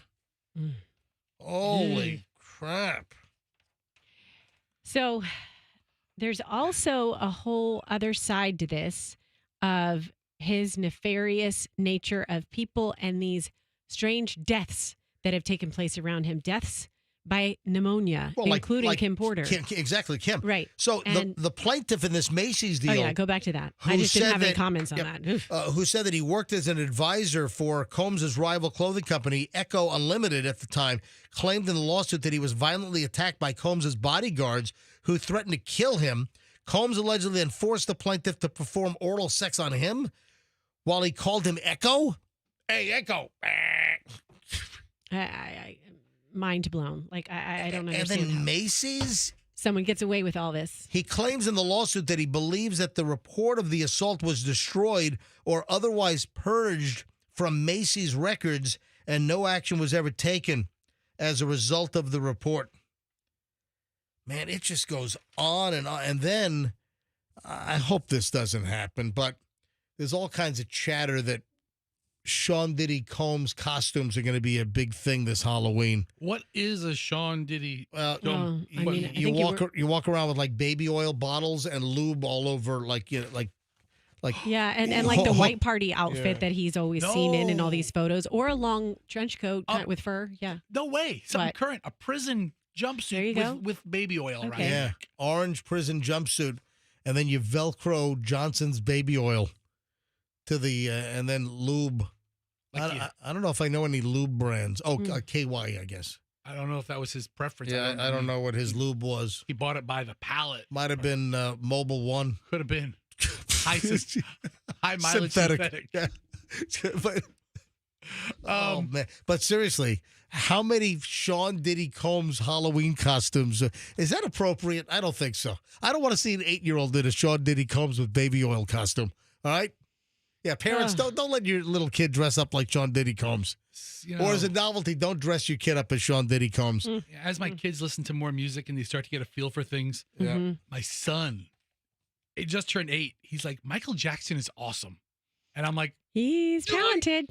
Yeah, he was talented. He's okay. He's okay. But I know. The kids see it a different way. Well, there's that. But okay, so you take Harvey Weinstein and then you take Jeffrey Epstein, and Puff is so much worse than both of them because it's like the worst of both, because you've got the entertainment industry that was covering for him the whole time, plus all the tapes and recordings he was doing of people blackmailing people, sucking them into that world. So he's like every bad thing that Jeffrey Epstein and Harvey Weinstein were doing, he's doing all of it. Yeah. He's into all of it. He's the worst of them all, allegedly. You see what the FTC announced, the Federal Trade Commission, and this affects a lot of people. The FTC announces this new initiative, this new rule that makes it easier for you to cancel a subscription to something.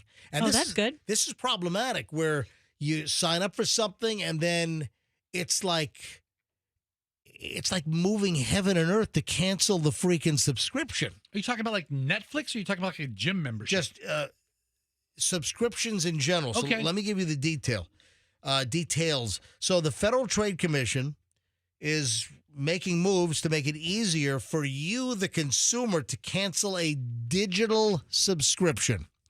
So it's a digital subscription. All right. The FTC is going to soon implement a final click to cancel rule.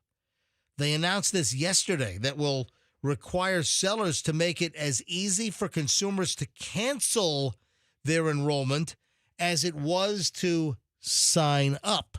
Because you know this old gimmick, very easy to sign up and then you look for any place to get help, or you look for any place to cancel, and it's deliberately buried or you can't find it. That's been a gimmick and a come on for a long time. Yeah, most of the final rules provisions will go into effect 180 days after it is published in the Federal Register. Too often, businesses make people jump through endless hoops to cancel a subscription, according to the FTC Commission Chair, Lena Khan. Leader Khan. Leader Khan. Leader Khan. Leader Khan. Leader Khan. Leader Khan. Leader Khan. Got a rocket, Leader Khan. Leader Khan. Leader Khan. So this is great, right? This is great for the average consumer. You know, being able to get into something super easily, 1 or 2 clicks, enter a credit card information, then they have it forever and they bill you until you die. The FTC's rule will end these tricks and traps, saving Americans time and money. Nobody should be stuck paying for a service they no longer want, according to the FTC Commission Chair, Leader Khan. Leader Khan. Leader Khan. Leader Khan. Leader Khan. Leader Khan. Leader Khan. That's all I want to do. I want to cancel my subscription. Leader Khan. Leader Khan. Leader Khan. Dead. Oh, Leader Khan. Come on, give me the dead. Come on. How long does this go for? Leader Khan. Dead. Woo. Yeah, Leader Khan. So, MJ, I don't know if I didn't get roped into it. I volunteered for it, but I got hooked into like a 3-month free trial of something. And then afterwards, they were going to bill you. Oh, that's the worst. So, yeah. And then I got a hotel room. Then they automatically bill you, and then you can't cancel, and you're getting billed like $12.95 a month. Yeah. I think I booked a hotel room. Then after the booking, or it was like on hotels.com, I booked a hotel. And then they're like, you've qualified for this. You've qualified. And there's all these pop-ups. And I'm going through them. And then it said, you're 3 months of satellite radio. And I said, all right, I'll go for that. Click. And hey, I got a big problem with Hilton. Go ahead, finish up. Yeah, and then I clicked it, and I never tuned into it. I don't listen to it. Morally, I'm against satellite radio because it puts DJs out of work. And I never, but I signed up for it. And then the 3 months happens, and I see a $13 bill on my sheet. And I'm like, okay, I got to cancel this right away. XM Series could not have made it easier to cancel. Oh. I called the number. Right. I looked up the cancel number. I called it. It was all automated. Yep. They recognized my phone number. Press 1 if you'd like to cancel. I pressed 1. You are now canceled, and I got the money back. Well, look at that. I mean, honestly, nice. I had a good experience with that company getting out of my contract, but some of them make it so hard. Well, and then they want to pass you off to like a retention department and escalation and all that crap. A Hilton, you say. Yeah. So the Hilton deal. I was making reservations for this weekend because I'm going to Virginia Beach for my 40th high school reunion, leaving tomorrow, coming back on Sunday. And I booked a Hilton hotel. And when I made the reservation, they said, hey, could we transfer you to a Hilton Vacations phone line? And if you just listen to what they have to say, we'll give you 1,000 points. I only got 500 points. What? Yeah, yeah. So I'm really ticked off at Hilton right now. I'm looking at I'm a Hilton Diamond member. I'm a Hilton, I think it's as high as you can get with Hilton. Ooh. So I'm a Diamond, and they only gave me 500 points when they promised me 1,000 points. So Hilton owes me 500 points. And they ought to give me a free room certificate for my trouble of having to hunt this down. But you tell me 1,000 points and you only give me 500? What the hell? As a Hilton aluminum member, I think you should file a complaint. As a Hilton Saran Wrap member. What's when you first sign up, what are you? You're Hilton Plastic member. Yeah. So I got to try to get my 500 points from Hilton. Yeah, I'm all ticked off over that. Oh, no. All right, 8:53 at the MJ Morning Show. But that's good about being able to cancel subscriptions earlier or easier. All right, 8:54 at the MJ Morning Show. Let me take a quick break here. This brings to a close over an hour and 20 minutes of nonstop MJ. Hey, what are 6 things you need to say to your partner to make your relationship better? 6 things you need to say. And you can start virtually immediately. Oh, we got a sugar problem. Oh, there's an Android banking Trojan that apparently is undetectable. Could it bleed your accounts dry? Get to that in just a second. So I got a lot of stuff. I got some airplane stuff. I got all kinds. We got a lot. Final hour of the MJ Morning Show is next. So I implore you to keep listening as we are back in minutes with, I think the best hour of the morning is straight ahead. You know what? I don't think I know. The best hour of the morning is next here on 104.7 FM, Q105, and the MJ Morning Show. If you're making a move,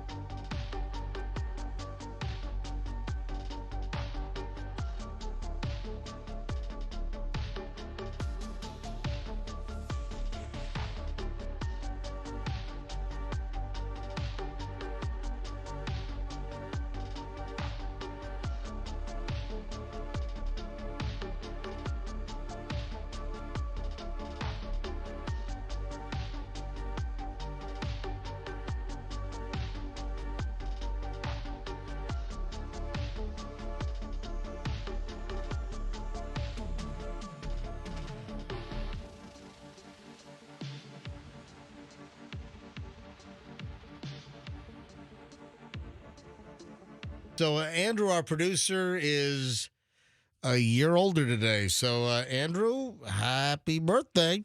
Thank you. Just remember, your birthday is really your age plus 9 months anniversary of your parents doing it.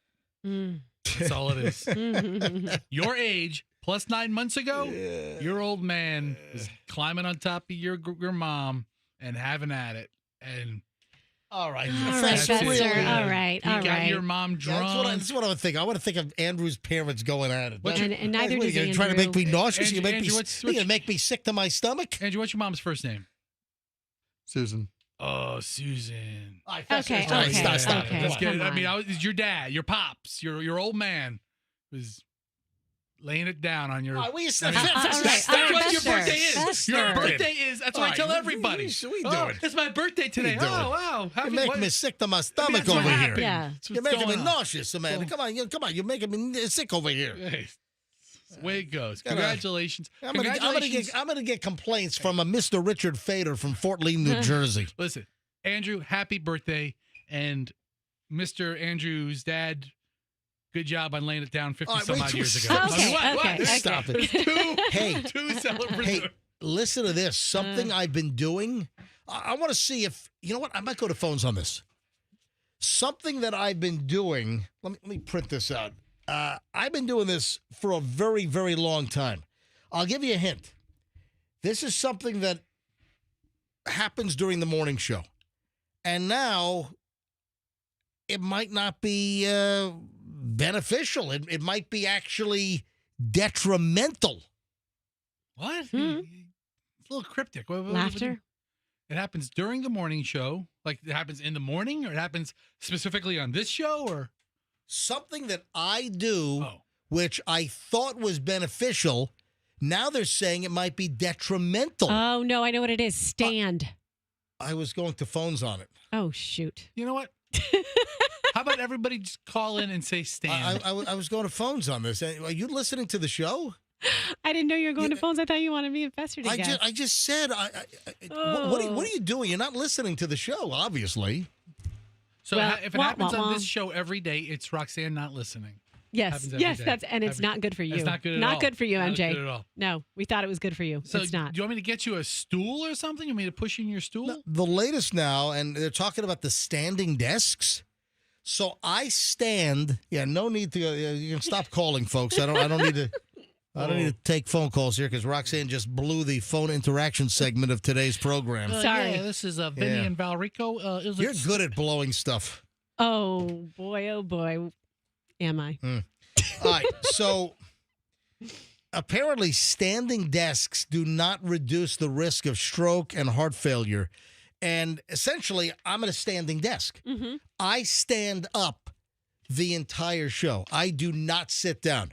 In the 4 years that this show, did we ever recognize our 4-year anniversary? Or did that blow right by us with all the hurricanes and everything? It blew. It was October. It was a Saturday. It was a Saturday. It was a Saturday. It was a Saturday. I think we were off the Friday before. Yeah, that's right. Oh, yeah, that's right. I took the 4th off because that was Hillsborough County Honorary Deputy Day. So I took the 4th off, and remember, I recorded a bunch of new material, though. I recorded stuff to drop in, so some people... Oh, I did hear that. Yeah, you did like a Bucks preview or something, or follow-up. Yeah. And then we weaved it in with some best stuff. Some people didn't even know we were off that day. You confuse a lot of people. So the 5th of October... You're such a smartass. Andrew was annoyed with that, I'm sure. Yeah. So October 5th. October 5th was our 4-year anniversary of being back on the MJ Morning. Can you believe it's been 40 years? Yeah, our operations manager drew us a picture of a cake. Yeah, because there's no budget to actually get a cake. Yeah. No, but I've stood for a long time. As far as doing this radio gig, I've stood for a very, very long time. So have you ever seen me sit down? No. Well, let me ask an important question. Yeah. How are we supposed to be then? Because sitting is bad for you. Standing is bad for you. I can't possibly imagine that lying down all day is good for you. You're going to get bed sores. No. What are we supposed to do? The new thing is to have wires strung from the ceiling, and then what was that creepy movie where they hung the people from wires? Oh, I don't know. You know what I'm talking? Hey, Andrew, what was that movie? It was a creepy movie, and like the people were like in suspended animation, and they were. Hey, Fester, Google that creepy movie. Why are you typing in NSYNC video? Don't they have a video with an NSYNC guys? No. Type in creepy movie. No, type in creepy movie. Oh yeah, creepy suspended movie. animation. People video hung by wires. Creepy movie. People hung by wires. Suspended animation. All right. I better type in wires, by wires, because if I type in people hung creepy movie, I get something totally different. What was that? God, shows a bunch of... you're on YouTube, dude. You're on Google. Oh my God. Copy. God, I got to teach him how to use a computer every single day. I'm copying and pasting right here. What was that movie? It's going to drive me nuts. But I'm kidding. It's being suspended by wires. 13 wicked wire scenes in horror movies. No. Maybe we could hang upside down like bats. Centipede, Saw, Audition. Keep going. Wishmaster. No, keep going. You're next. Yeah, Final Destination, Barbed Wire, Wrong Turn. No, High Tension. Oh, wait. Was it one of Coma? Oh, he passed by Coma. Coma was on the list. It was Coma. Yeah. Coma from like the 1970s or something. Wasn't there also? Why is this coming to mind? Really creepy with Silence of the Lambs sequel or prequel with people hanging. Hannibal? Like that? Was it one of those? No, but the Coma. Okay, Coma was the one. There was, and I don't know if I ever saw that. I remember being creeped out as a kid and seeing like the picture of the bodies being suspended by wires. Ugh. Hold on, look at the phones. Every line is jammed here. Yeah, I'm just going to pick up random lines. Hi, good morning, MJ Morning Show. Who's this? Hello. I hit the wrong button. MJ Morning Show. Who's this? This is Frankie. Frankie, you calling about the creepy movie with the wires?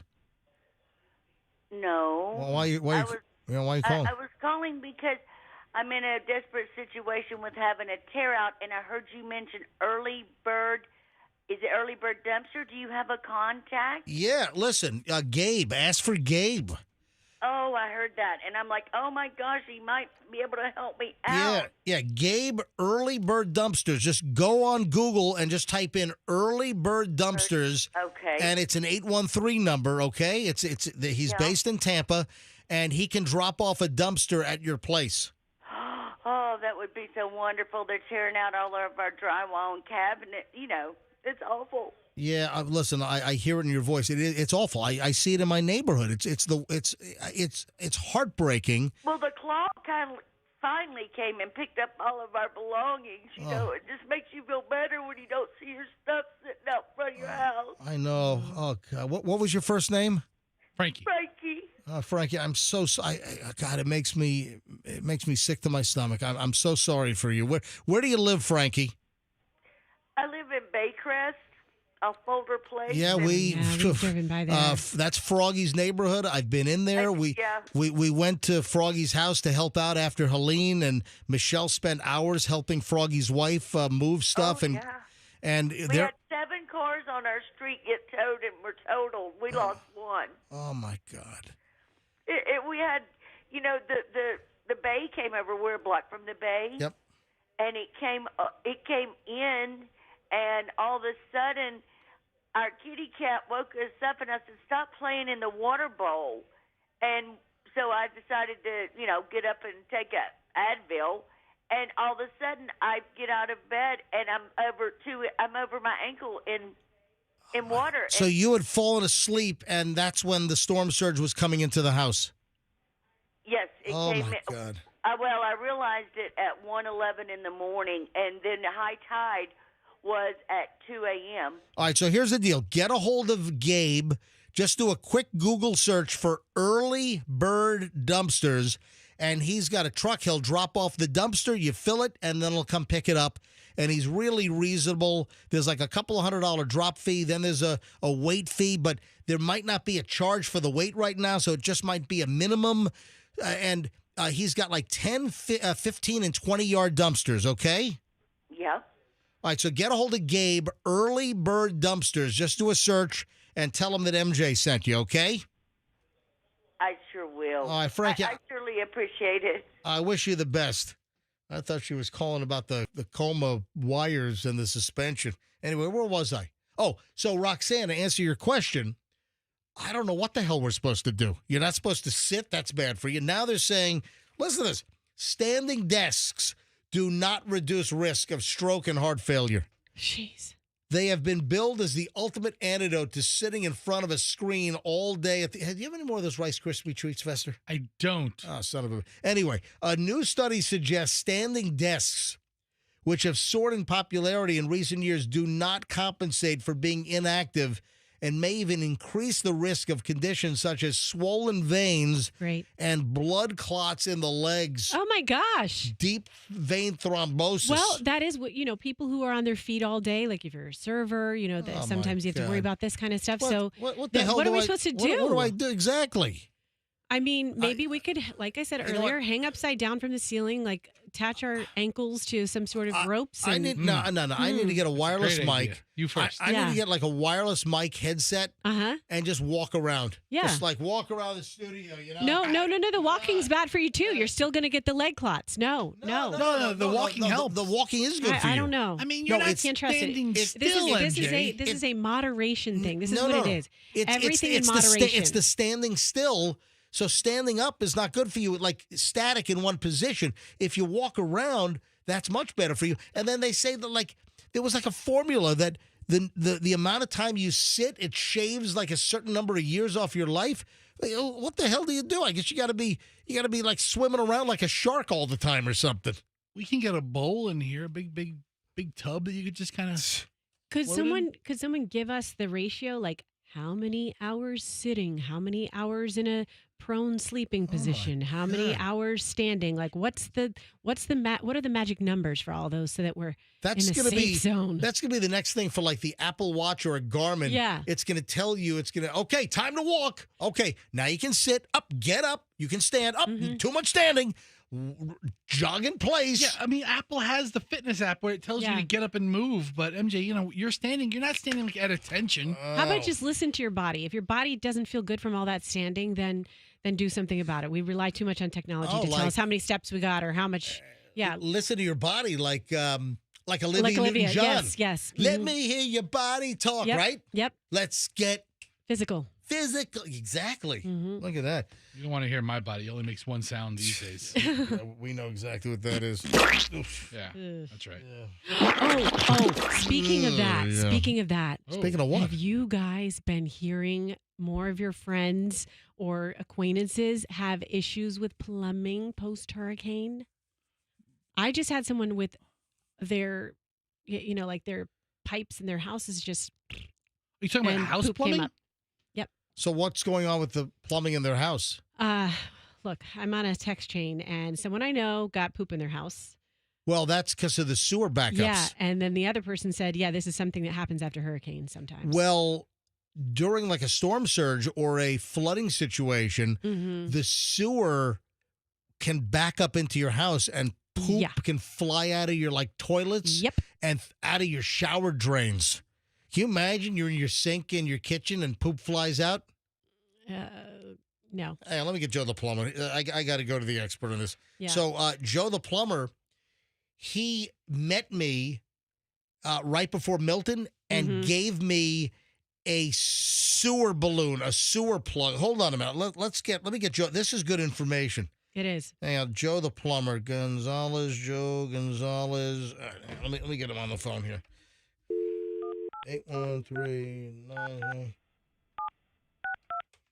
Yeah, because he got me a 3-inch and a 4-inch sewer balloon plug to prevent sewage from backing up into the house. Hey, Joe the plumber, it's MJ and Fester and Roxanne live.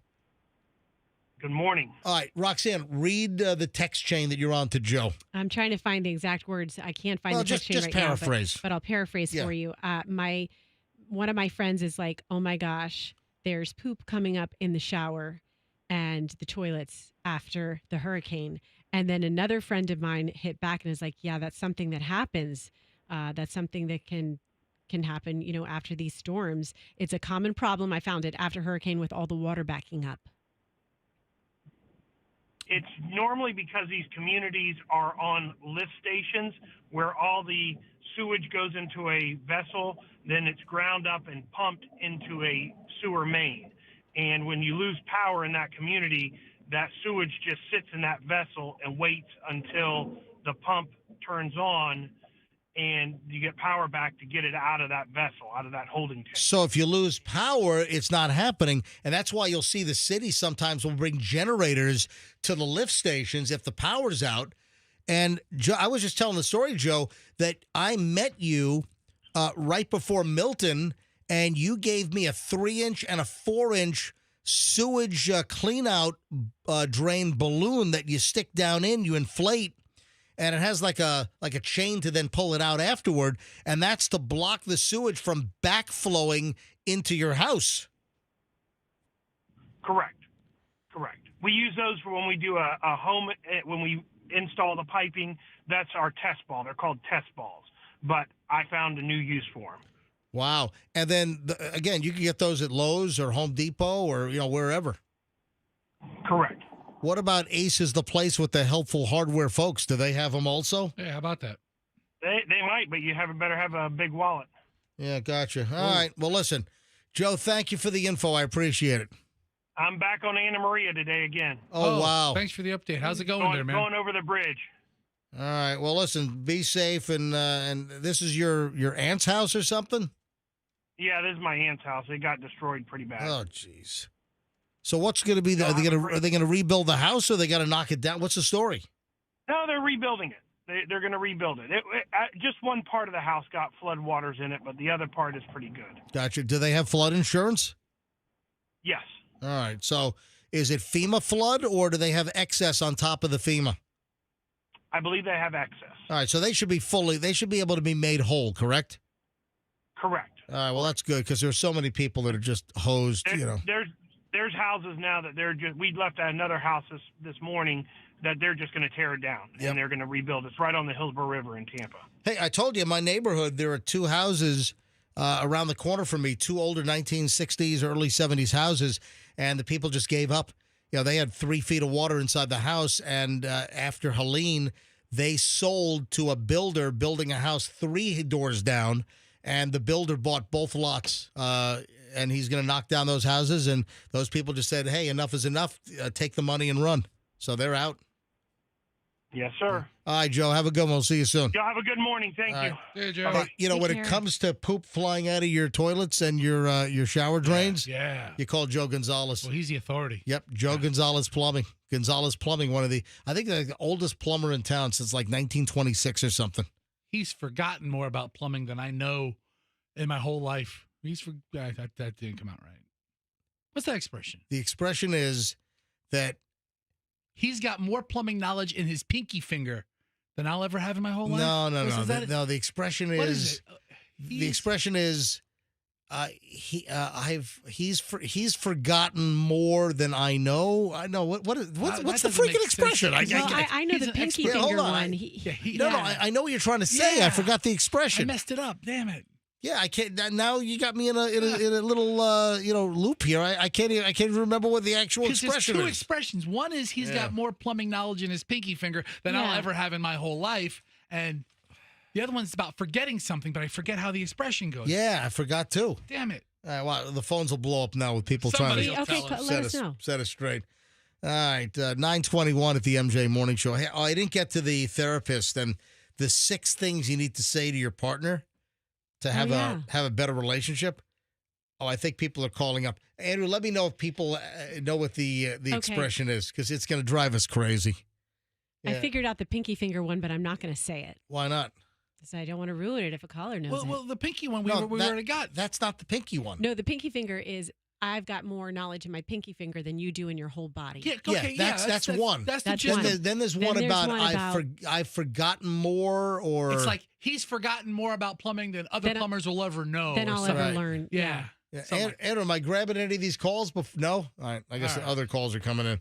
All right. So anyway, final chunk of the MJ Morning Show. We are loaded next here on the MJ Morning Show. Let me tell you about my friends at Westfall Roofing.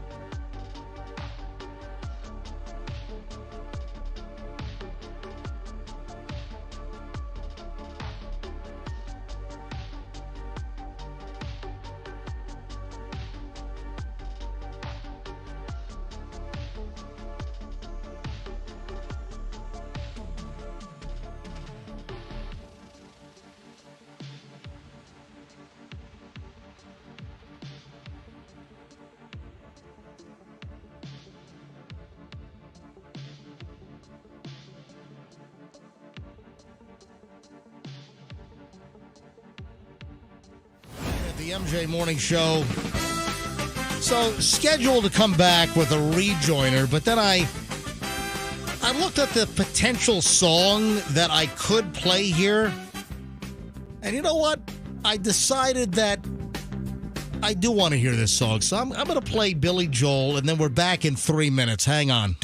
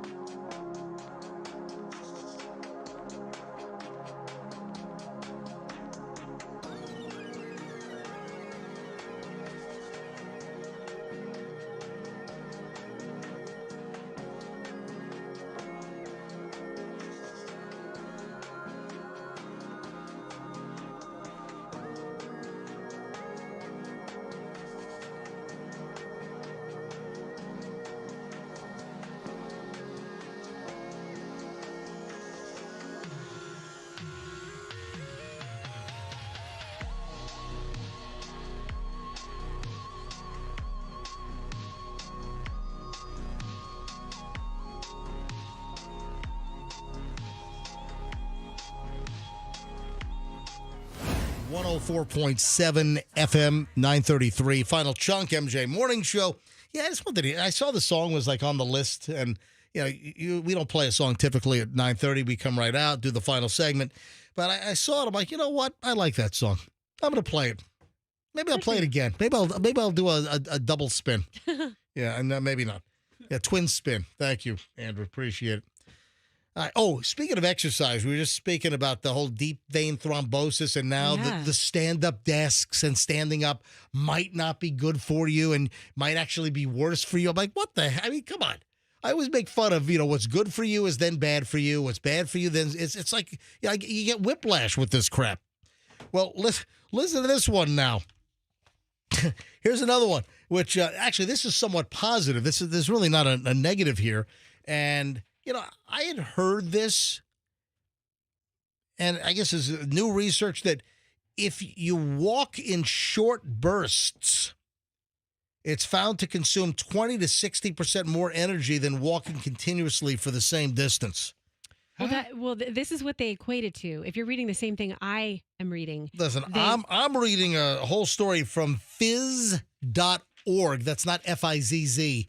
That's P-H-Y-S. Same story. .org. Same story. Yeah, but I have the real story because I went and found it. I'm not using the cheat sheet. What is that thing called? It's called efficiency. Why do we need the complete? Why do we even get the complete sheet? I'm my complete sheet. Oh, you're so complete. That's for lazy morning shows that don't do their own prep. Okay, so they liken That's it for to folks how that walk in at 6 o'clock. Oh, that's you guys. Sorry and this little lady right here stays here until 2. So I'm kidding. I'm joking. Okay. Don't take it personally. So we all have different schedules. They liken it to how your car burns more gas getting up to speed than it does once you're already going 60 miles per hour. All right, so a team of pathophysiologists at the University of Milan. I'm too sexy for my shoes, too sexy in Milan and Japan, right? Yeah, Was it Milan? I'm a model, you know what I mean? Yeah, it's right, said Fred. I'm too sexy for my... All right, so this team of pathophysiologists at the University of Milan... Let it out. All right, I'm fine. Let it out. All right, so Milan. What famous mural is in Milan? This shows my lack of Come on. art knowledge. Come on. What famous mural is painted on the wall of a church in Milan? It's the wiener of David. That is incorrect. Come on. I love that guy. Come on. I don't know. Come on. I don't know. I'm hungry. I got nothing. I'm hungry. Come on. I'm giving you a hint. Oh, the feast. The what? The Last Supper? The Last Supper. Yeah, the Last Supper, yes. The feast? The feast. Yeah. I mean, it's just... No, you said I'm hungry. I thought the feast fester at his favorite buffet. Really just a couple of guys eating fish before one of them stabs him in the back. I thought you said the feet, not the feast. No, I thought you meant I mean, you and your foot fetish stuff. I can't keep track of all your things. All right, so walking short bursts, according to these pathophysiologists, they found that climbing stairs or walking for short bursts allows people to consume 20 to 60% more energy than if they do the same activity nonstop for the same distance. So what I'm thinking when I do my 3 and 4 or 5 mile walks, that I should probably do segments for like 30 seconds or a minute, where I do like a quick burst of like even faster walking. Does that make sense? Yeah, that makes sense. Okay. I think this is good news because overall it means you get to take more breaks. The research, what? While you're working out, you can take some breaks. No, I'm going to. I'm not going to like have a siesta on the side of the road. I'm going to keep walking, but I'll do bursts of maybe a sprint for 30 seconds, like a burst, an energy burst, and that'll jam up my calorie consumption. Hey, I've kept a lot of the weight off during the last 2 weeks with prep. I'm down almost 10 pounds. If you look, you can see how svelte. You do. I can see the weight has come off you. I can. I mean, I've lost, 10 pounds. That's a good chunk. Yeah. Because of all the hurricane prep and all that, and not having power and the access to your fridge. I mean, I was just eating butter. How much ice cream and butter were you eating? No, I'm kidding. I wasn't eating sticks of butter. Although butter, Michelle loves her butter. Oh, she loves her butter. I'm with anyway, her. I'm gonna start doing this. I'm gonna start doing some bursts of faster walks and maybe even like a sprint for 30 seconds, and see if I notice an increased calorie burn. All right, do it. All right, I have. What time is it? 9:38. I have 6 things you need to say to your partner in order to improve your relationship. You ready? Oh, I'm going to write them down. By the way, I got to point something out here quick before I forget. I already got an email from Jennifer, who's an MJ Morning Show listener, and she works for Hilton. And listen to this. This is, talk about service. I talk about getting gypped out of 500 points. Right. Because I booked a Hilton-owned property in Virginia Beach for Friday night and Saturday night for my reunion that I'm going to for my 40th high school reunion this weekend. So I book a hotel. And when I booked, they said, hey, sir, can you stay on the line? If you'll listen to just a quick, I guess they didn't say pitch, but that's what it was. If you just listen to some details about Hilton vacations, you can get 1,000 points delivered right to your Hilton Honors account. That's cool. So 1,000 points. And then I listened to the pitch, and it's like, you can go to Maui, New York, Washington, Cleveland. I'm like, sir, where would you like to go? I'm like, you know what? Maui seems good. And they're like, well, can we book that for you right now? No, I got to talk to my wife. Well, and then, okay, we'll deposit your... So I didn't get my 1,000 points. They only put 500 in. I'm like, what the hell? What? So Jennifer is listening, and she works for Hilton Business and Member Services. And I got an email. Hey, MJ, I'm sorry to hear about the HGV representative did not give you the 1,000 points you were promised. Verify your Hilton Honors Diamond number, and I'll make sure that the points are deposited in your account ASAP. That's pretty cool. Well, Jennifer, thank you. And I think we ought to put in like 50,000 points for my trouble. I mean, there's pain and suffering here, Jennifer, that we're not considering. Pain and suffering. I mean, he had to listen to this whole thing. It was only like 2 minutes long. But man, they were wanting to meet a book right then and there. I told them my wife needs to help me with the decision. Well, can you call her? Is she there? I said, she's in Paris right now. Can you conference call her? I'm like, no, it's 3 a.m. in Paris. I can't do that right now. Okay, sir, we'll give you 1,000 points, and I will get 500. So, well, they only give me 500 because they were giving my wife the other 500? What happened? What happened? Anyway, I want to thank Jennifer. That's customer service, to have somebody from Hilton listening to the show and say that they'll deposit my remaining 200,000 points. That is fantastic. Thank you. Thank you very much. All right, so therapist says that these are the 6 things that you got to say to your partner to improve your relationship. Are you ready? Ready. I'm writing them down. These are 6 phrases, 6 things. Yeah, try this on Doug, but he's never home anyway, so I don't know when you'd be able to use these on him. I'll send him some I'll send him a letter. Do you realize he's with Derek Jeter more than you and the kids? He travels a lot. He's not exclusively with one person. Hold on. Including me, obviously. But I'm not just kidding. I'm not unfactual here. He is with Derek Jeter more than you and the kids. No, he's not. Okay, no, he's so not. You know what? I want you to. I need to get a time clock. Let's start doing it. I wanted to clock in at your house and then clock out. I want to keep track. Let's do it. When the game's in Los Angeles, is Doug going to have work in L.A.? No, he just happened to be in New York. Did you hear my Noah? Yeah, I heard your Noah. Yeah. He just happened to be in New York, and there's some games going on. Yeah, Chloe and Roxanne turn a 1-syllable word no into a 2-syllable word and into the guy that had the arc. All right, here we go. Number 1, things to say to your significant other to improve the relationship. Number 1. Make me a sandwich. Number 1 is, I'm going to tell you something that may be upsetting to hear. Jeez, I'm not going to do that. Right Why am I going to tell my... Right off the bat. No, I guess it's an honesty. It's a trust thing. That, the confession might cause the partner to become upset, but it shows that you have empathy, that I'm going to tell you something. It might upset you. it's sort of a trust building thing, you know? See, I don't like that because Doug will do that to me sometimes. I'll be like, I got to talk to you about something. It's okay? the emotional equivalent of like walking on hot coals. Yeah. And then I'm like, what? What is it? And then it stresses me out. And then it's like no big thing. Acknowledging your mistakes and being honest about your needs can help you grow stronger together. Yeah. I think I want to burn this right now. All right, number I know, me too. Number 2. Another phrase you need to say. I need your support right now. Now, you'd like to say that to Doug, but he's with Derek Jeter right now. Can you please throw this gift away? You know what works in my marriage that's made us very happy? Bye, honey. Have a good time. See you later. Here's a credit card. Listen, MJ, to say I need your support right now is saying that they weren't already giving you their support this before. sounds like a terrible couple to begin with. When Because did they Doug- have so many problems. When did Doug leave? Today. Oh, he left this morning? No, wait, what is today? No. This morning was the Was he at a ball? problematic Was he at morning. a ball No, he left game yesterday. Yeah, he was at a ball game last night. Yeah, he left yesterday morning. Number 3, I never thought of things that way.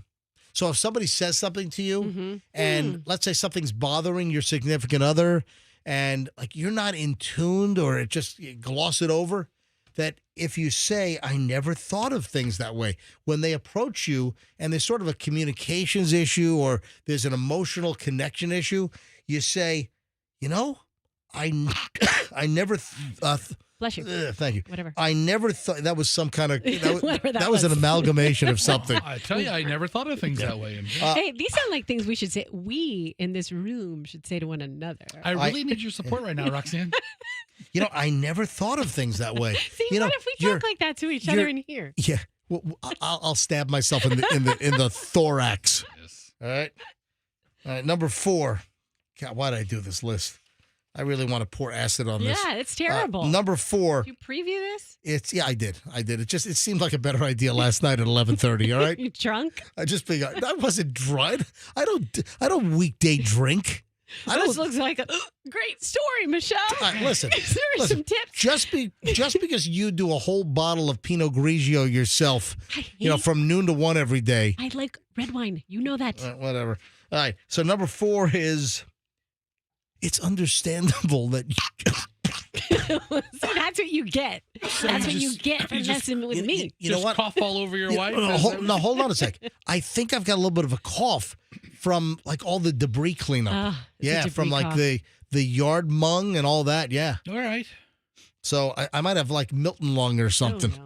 All right. So number 4 is, it's really understandable that you feel that way. Number 5 is, I'm sorry for the part that I've played in this. So if something goes south, if there's some kind of an issue, and is that like after an affair? I mean, when do you drop that line? Listen, you do something wrong, you mess something up, you have some culpability, you kind of throw yourself on the sword, and hey, I'm really sorry for the part that I played in this. And then that sounds like a cop out. That sounds like, I just had a role I had to play. That doesn't sound right. I'm only sorry for my portion of it. The rest of it had nothing to do with. Then number 6, this is the final one. Thank God. Are we only on number 6? I mean, it's taken a long time to get here. Number 6. This is things to say to your partner to make your relationship stronger. The final thing is, let's find a solution. How about we end the show? Yeah, let's find a solution. So Worst list ever. You got problems. Let's find a solution. My God. That's not how I talk to anyone. What is the most destructive way I can get rid of this? Let's find a solution to get rid of it. You know what? I'm going to throw it in the jet engine of my flight tomorrow. What I'm going to do. All right. Anything else before we get out of here? No, I'll see you tomorrow. Yeah. And we've got Cash Kitty coming up. Yeah, Cash Kitty happens in 13 minutes at 10 o'clock. You got a chance to win $1,000 with our Cash Kitty National Contest. So heads up for the new keyword. Should I just give it out now? No, are we allowed to? I think it has to be at 10 o'clock. It's the window. The window starts at the top of the hour. I don't think the Beasley police are going to cuff and stuff me. But anyway, so they're outside.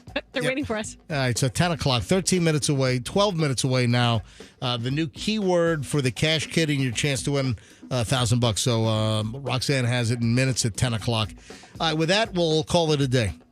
My Instagram is loaded. If you didn't see me making a smoothie, popcorn, and blow drying my hair with power from the back of a veteran's Ford F-150 pickup with a generator built into the bed? Check out this video. Apparently, Fester found this very, very humorous. And the video is on my Instagram right now. It's Certified MJ Radio. That's Certified MJ Radio. And give me a follow. Folks, have a great day. We'll see you back here tomorrow. The MJ Morning Show on Q105, 104.7 FM. And let's be careful out there.